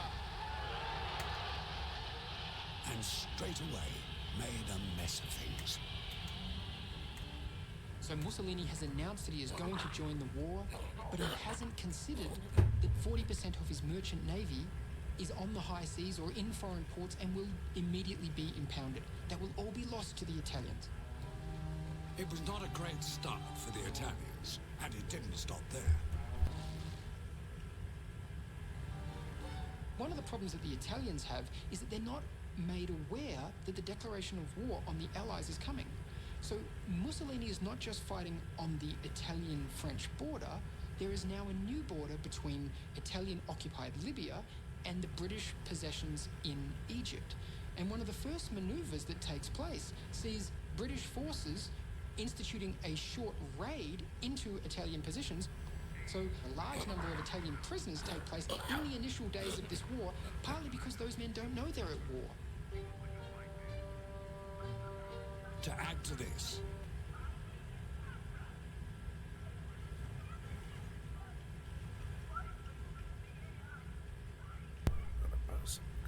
Okay, guys, I'm terribly sorry. I must take a bio break here as my family wanted to make dinner tonight. And so I'm going to pause the video right now. Campaign thinking. Okay, back, guys. Terribly sorry. I missed an hour there because I forgot to turn the video back on. Yeah, but I got it. I mean, I kind of took like a long break anyways, like half an hour, so it's all right. But video's running again. Here we go. In fact, there were many other priorities that should have driven him to an earlier attack phase. the smaller Russian T-34s literally ran rings around the German behemoths. Engaged in mass tank assaults and using their superior mobility, the T-34s swarmed all over the cumbersome Panthers, Elephants, and Ferdinands, knocking them off easily at close range. Wrote one German officer, about 150 to 200 meters in front of me, appeared 15, then 30, then 40 tanks. Finally, there were too many to count. The amount of emphasis that Germany put on the development and construction of the Tiger 1, the Tiger 2, the Panther was out of all proportion to what Germany really needed its tank production to be processing. It needed more tanks, perhaps of the lighter grade, that could actually do damage and take on the massive T-34s. But Germany's economy just couldn't produce the number of tanks that were required when up against the industrial might of the Soviet Union. Defeat at the Battle of Kursk meant the end of Hitler's dream to control Russia, while providing stark proof that bigger was not necessarily better.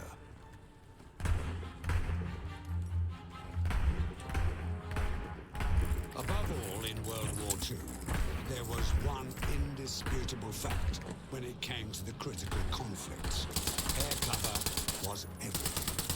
And because the Allies maintained air superiority throughout, no Wunderwaffe jet, tank, gun or ship, no matter how ultra-high-tech, was ever free from relentless air assault, as well as constant observation of their every move. And it was driving Hitler crazy. To try and appease the Führer, the Luftwaffe was developing and introducing a vast array of different ground-breaking flying weapons. But this was the problem.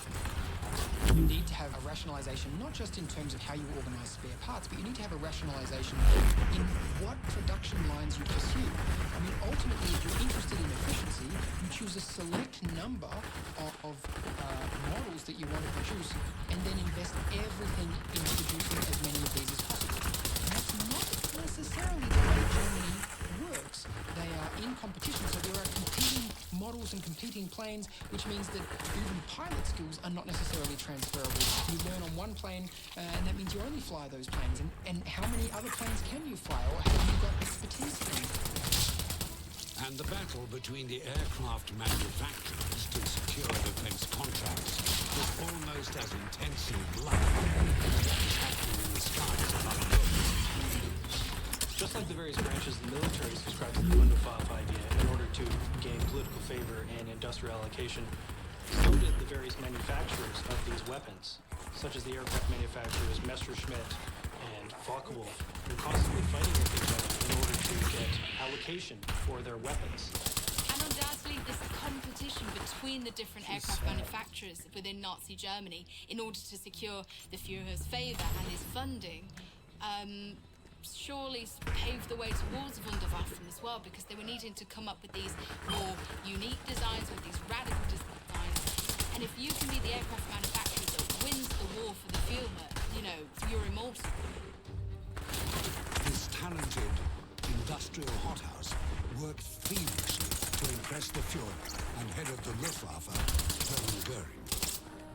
They emerged with incredible cutting-edge concepts such as rocket propulsion and even gigantic high-tech gliders. A sensible leadership would have concentrated on economical but conventional designs that could be mass-produced with the resources at hand. In fact, due to a lack of fuel, many of these shiny new flying marvels never made it into the air. They were destroyed while sitting at airfields waiting for fuel that never came. In 1946, too late to make much difference, an incredible little machine burst out of the clouds. The Messerschmitt 163 Comet.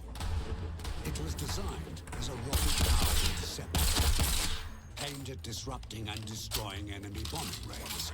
In reality, it was a rocket with a pilot seat. The idea was for the Comet to sit on the tarmac, like a spider in its web, waiting for the drone of an Allied bomber formation above. It had this amazing capacity for speed. It was relatively agile, but it came with an awful lot of bugs and a lot of dangers. So it had the issue of the fact that it needed to land in its early prototype days on a skid, which of course was incredibly precarious. The fact that its fuel was so corrosive that it could burn through human flesh was of course a catastrophe, and ultimately it sort of had potential that truly couldn't be realized because of the pressures that were mounting on the National Socialist regime. It was so fast and so powerful that Nazi pilots only had about 1 or 2 seconds of firing time as they approached the Allied bombers. The tremendous speed of the Comet also came at a cost of fuel. It could only stay in the air for about 7 minutes. Afterwards, it had to glide back to base and perform a belly landing, as the Comet did not have any undercarriage. It lost its wheels as soon as it took off in the air. Brilliant it may have been, but despite all the engineering and technical breakthroughs, the Comet finished up shooting down a mere Your skill has 16 increased. Allied bombers. A massive failure for such a pioneering aircraft. If it had come earlier, another fantastic jet fighter that had the potential to change the course of the air war was the Messerschmitt 262 Swallow jet. How could such a cutting-edge, Your skill has increased. possibly the best fighter to ever enter the war, and one that ultimately shot down over 500 enemy aircraft, still end up on the long list of Wunderwaffe blunders? Contrary to popular belief, the jet engine was actually available before the outbreak of World War II. The Germans had a working prototype in 1938 and 1939. However, these engines are tremendously unreliable and at times provided not enough thrust to even get the airplane off the ground. The initial BMW engines could only last about 5 to 6 hours before they had to be torn down. Despite these weaknesses, this was a propulsion system that was deemed the future for fighter aircraft, and hence the Germans developed the Me-262 Swallow. The Me-262 was a little bit held back by the fact that Hitler didn't fully commit to its development until 1942, when it had seen it in its second demonstration, in its second test flight, and suddenly there was this sparkle in his eyes at seeing its potential. But the problem is that Hitler saw it differently to the Luftwaffe. He deemed that the Me-262 should be a bomber, as there was a need currently for a fast, tactical bomber to support the Wehrmacht forces in Europe. Unfortunately, the design of the 262, up to that point, was for a high-performance, high-altitude fighter, and it thus had to be completely redesigned in order to be a bomber aircraft or strike aircraft. Added to that, it was also vulnerable on landing, as it had to slow right down on a very long approach. If the Allied Mosquito and Typhoon fighters didn't pick it off then, they attacked it on the ground, where most Swallows were destroyed.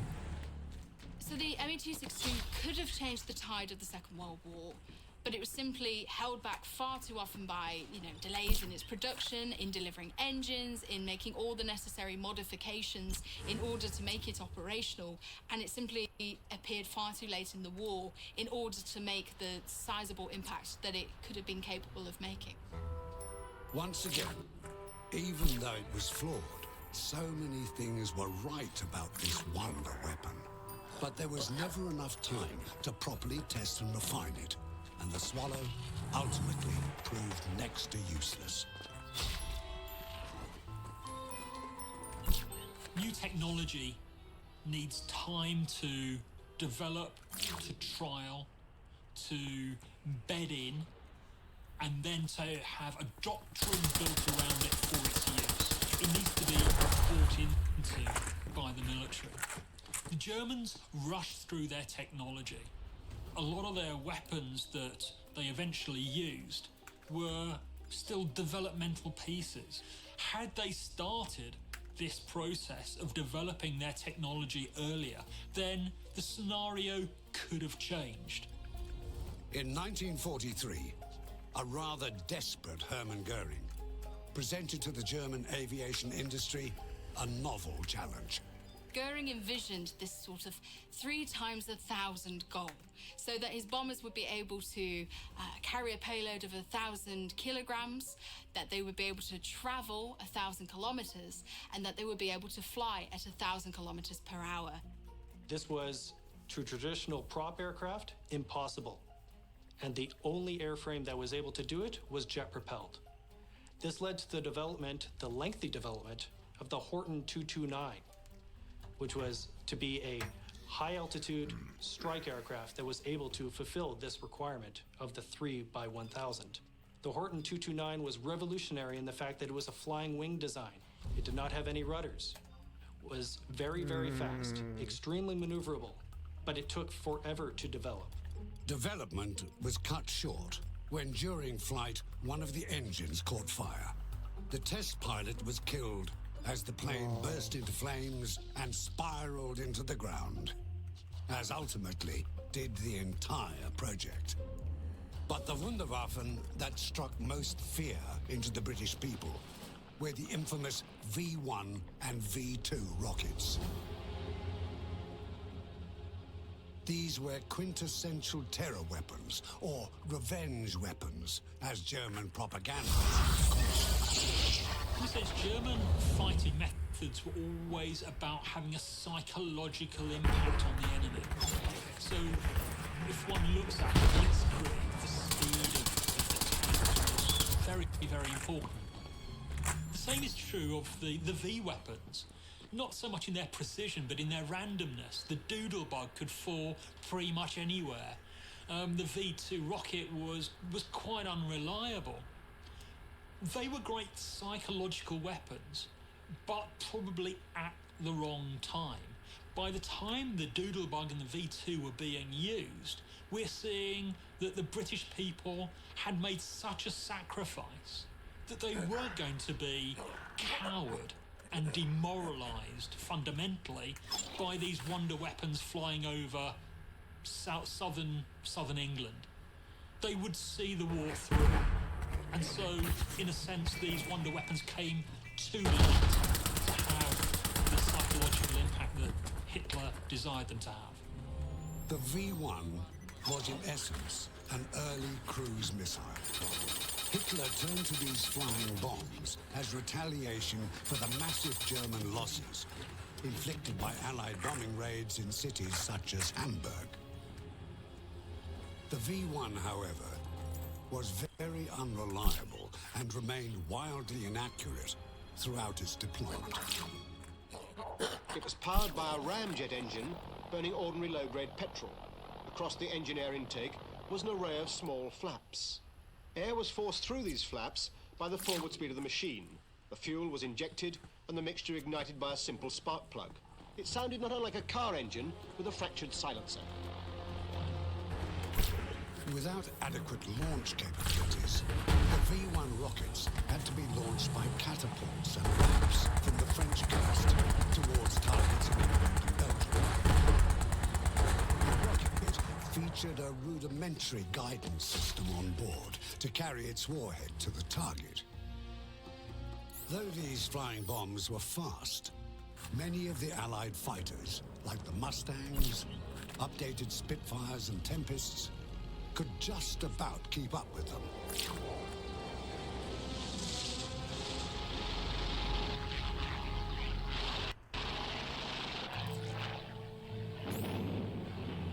Providing opportunities for it to be shot down or for it to be wing-tipped off course.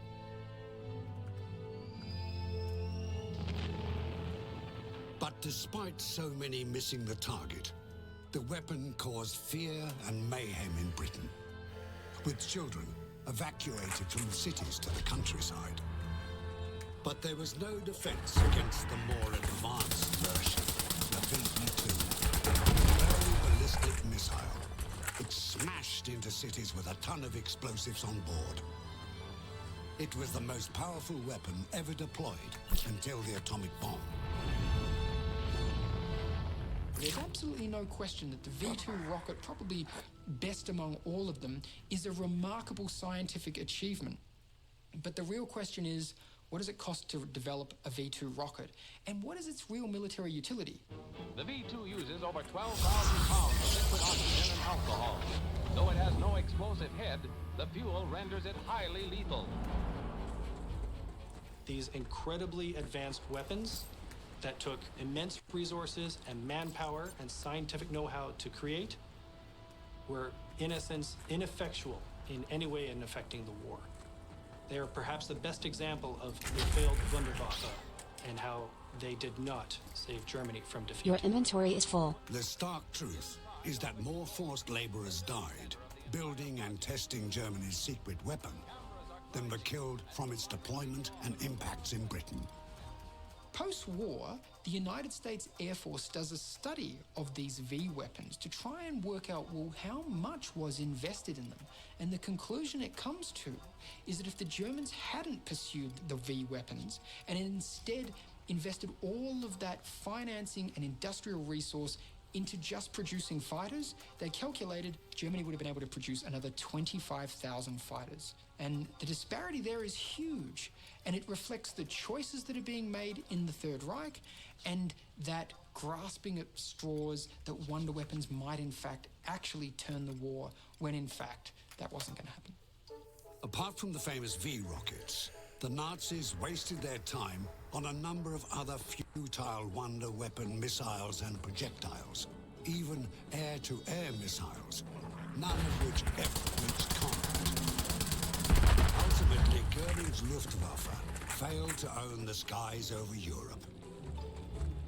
And without winning in the air, the Nazis were always staring down the barrel of defeat.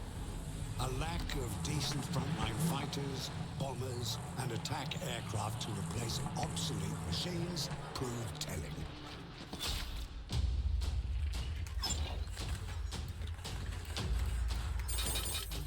As historian Gerhard Weinberg put it, the Germans would have been better off in World War II if they had not built a navy at all and devoted those resources to the army and Luftwaffe. From the beginning, the Kriegsmarine was no match for the British and United States navies, both in strength and numbers, at least as far as the surface fleet went. On February the 14th, 1939, the 823-foot Bismarck was launched at Hamburg. For Hitler, this state-of-the-art battleship heralded the rebirth of the German surface fleet. In 1941, she was ordered to break out into the Atlantic, where she began a brief raiding spree. But her movement had been detected, and almost the entire British fleet was hot on her tail. She was intercepted near Iceland by 2 British battleships, where after an intense battle, the British HMS Hood, one of the most advanced of the Royal Navy's battle cruisers, exploded and sank with over 2,000 crew lost. It was a serious and bitter blow for the Royal Navy.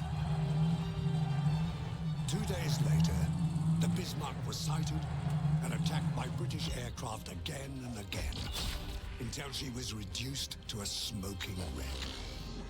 The pride of the German fleet sank with almost all hands.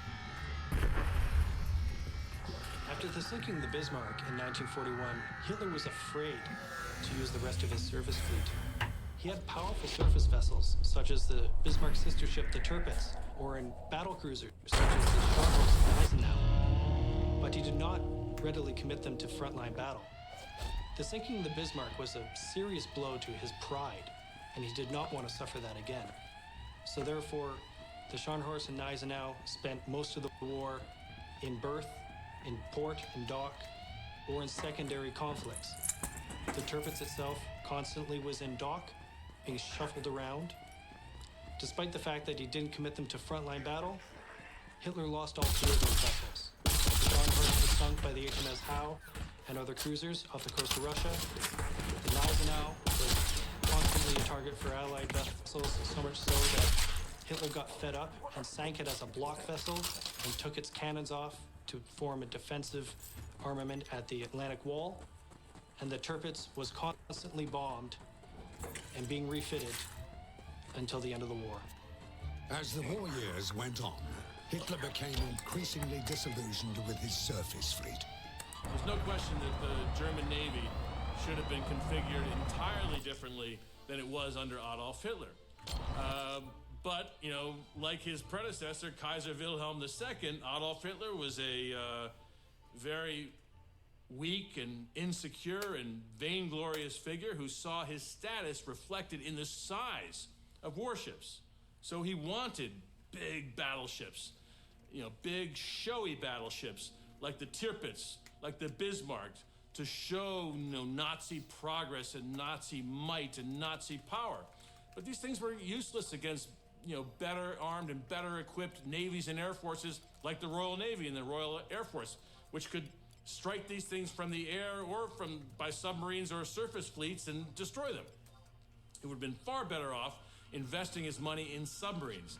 From 1943, the focus of the Kriegsmarine was See directed beneath. See how every single, like, you can sit there and listen to everything Hitler ever did. You're not going to hear a successful thing he ever did. They picked like the worst born loser that they could find, you know. And I don't know, it just mind boggles me. You would think that that a man that they want to run the country would at least have some inherent skill beyond, like, the power of motivational speech, I guess. But I mean, that's all he really was. He was like a motivational speaker. He was a bad one. I mean, a bad one too. I mean, he was a good one, but he wasn't like good. You know, he was a bad one. I'm gonna grab something.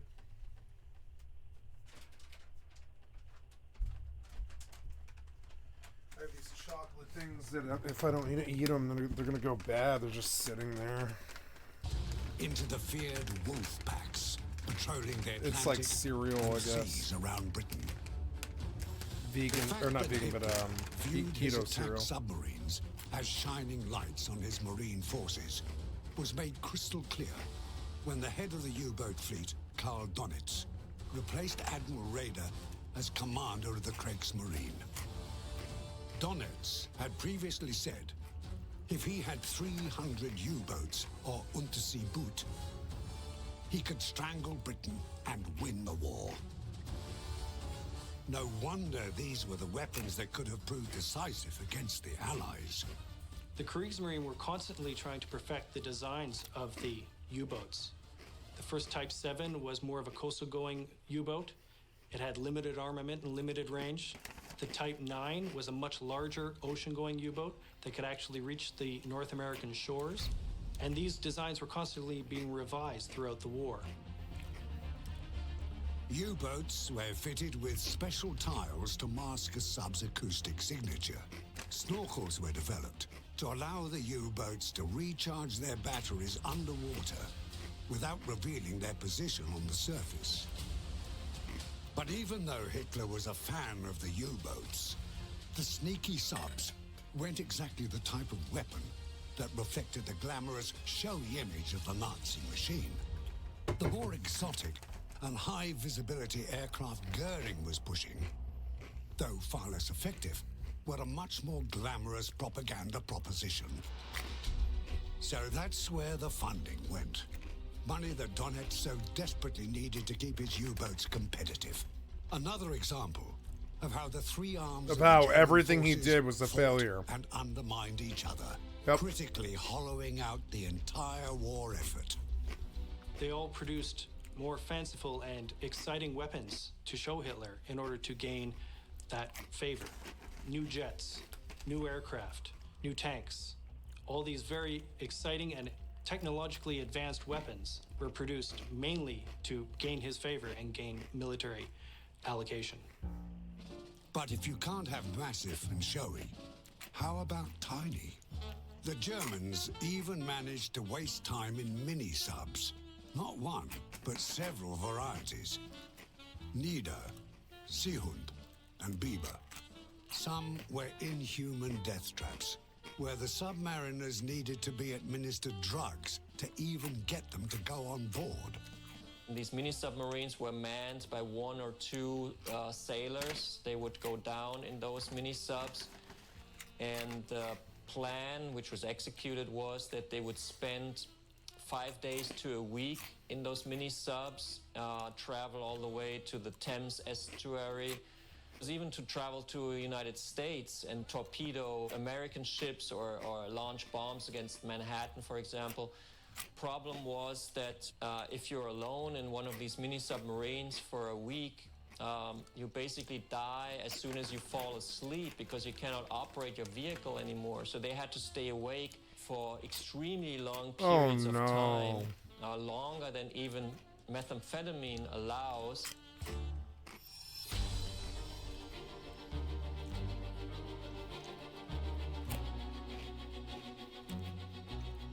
In 1937, Hitler met with industrialist Gustav Krupp. He liked what he heard. He was spooking the design of the 80-centimeter railway gun, known as the Schwere Gustav, or Heavy Gustav, named after Gustav Krupp himself. It was to be the world's biggest gun. It's not known how Gustav felt about the moniker, but he shouldn't have worried. because construction workers nicknamed the monster gun Dora, and it stuck. Predictably, the construction deadline of 1940 was missed. The Gustav, or Dora as it was affectionately called by the troops that used it, was a gigantic 80-centimeter railway gun. This was an antiquated idea for a modern problem, to deliver high ordnance on an enemy target. It was used a few times on the Eastern Front until it warped its barrel. It was rebuilt and never deployed again. Accounts vary as to whether there were actually two guns built, the Gustav and the Dora, or was it just the one gun with two names? As far as the Wehrmacht was concerned, one was probably enough. More and more, Goebbels talks about these elusive wonder weapons. More and more, he frames them in the terms of Endsieg, the idea of final victory. And while people don't really know what they are, he can show small snippets of rockets being launched, and people think, wow, okay, so these are a real thing. We are going to get the wonder weapons. And in spite of everything that they're seeing, the reality of the war, the closing in of the borders, there's always this reservoir of hope.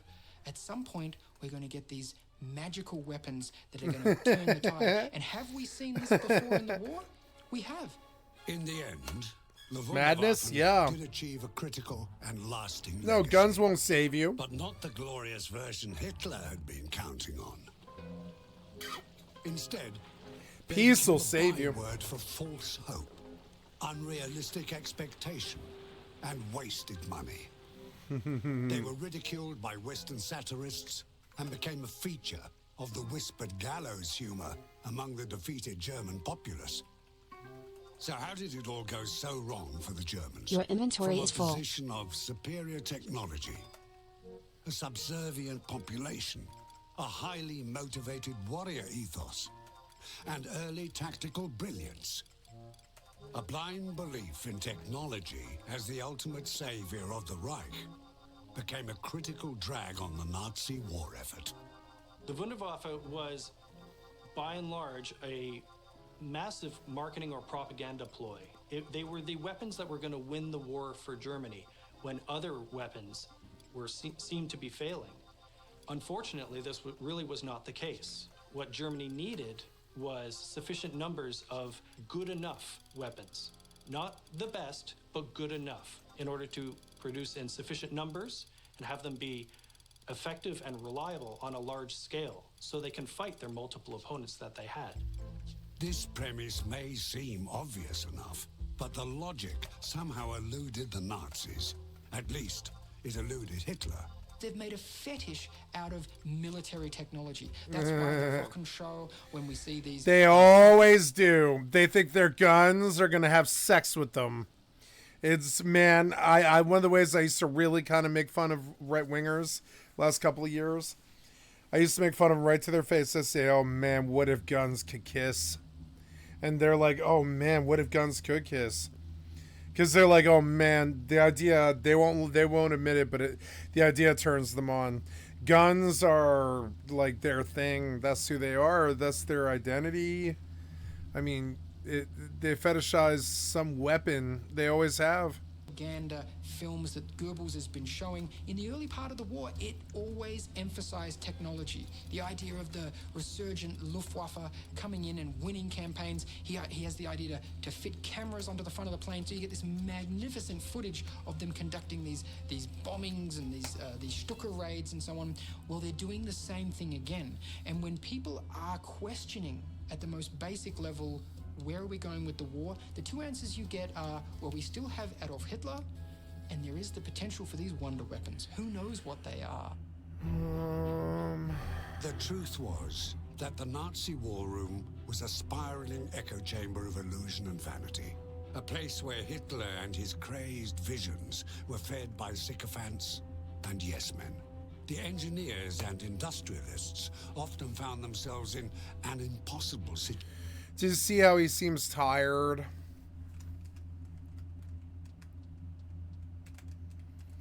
It's because he sucked at even being a leader. He was tired all the time and drunk. To pander with positive reports and predictions just to keep a contract. keep favor, and even just to stay alive. Oh, wait, From a brilliant start to the war, within a few years, through courageous resistance at home and abroad, the Allies had ground the Germans down. By 1943, all Germany had left in their arsenal was to stoke fears about becoming wonder weapons, with wild claims of mass destruction, vengeance, and ultimate victory for Germany. No. When what they needed were designs that were simple and cost-effective, and advanced enough to be reliably deployed in combat in large enough numbers. If they'd done this, things might have turned out differently.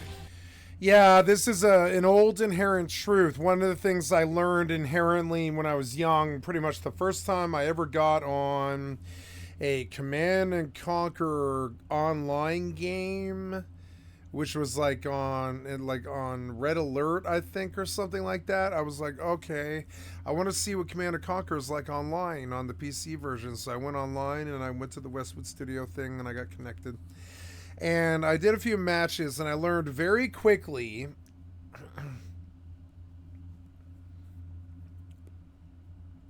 you can get very, very good at the game and in RTS is what I'm talking about. But what really works is getting out the cheapest, fastest unit and then getting out the cheapest, fastest unit a lot. Like which in Command & Conquer was the motorbike. And so, and I realized like the second or third time I played the game that the meta had been dominated and it was sussed out and that I had not seen that kind of power in the game yet. And what it was you just dump all of your money into motorbikes at the start of the match. And you don't buy any buildings beyond what it takes to make motorbikes, and you don't go fighting, and you don't do anything. You just stack motorbikes for 10 minutes. You just keep stacking and stacking and stacking and stacking. Then when you're ready, when you've got this ungodly sized army of motorbikes, you just send them all in.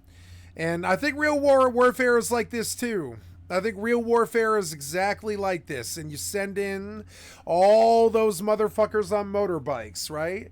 But the difference is, if you're smart, real war is like this. If you're like Hitler and you fail everything that you've ever tried to do, you fail this too, which is kind of dumb.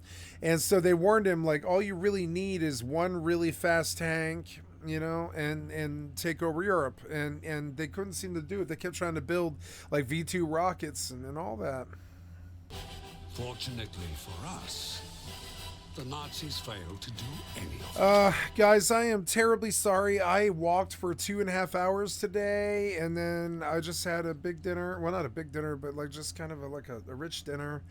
And I got up today, I think at like 6 a.m. And so I am very tired. I actually have been at this now for about 14 hours, and I didn't go to work right away. I like, you know, didn't really start for a long time today. Until like noon or something like that. I've only been going for 8 hours, I think, but I am wiped out, and I'm terribly sorry, and it hasn't been that good of a shift anyways.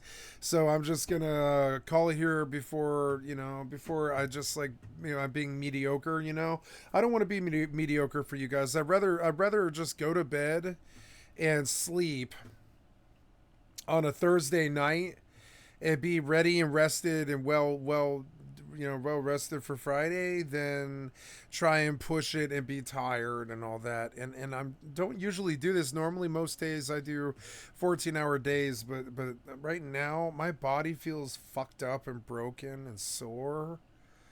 And my mind is just like out of it, and I'm tired, and all I can think about is bed.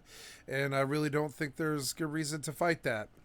So I'm gonna post this video in the morning when I wake up or whatever. I'm just gonna go lie down in bed now. I have crashed and I'm just out of it.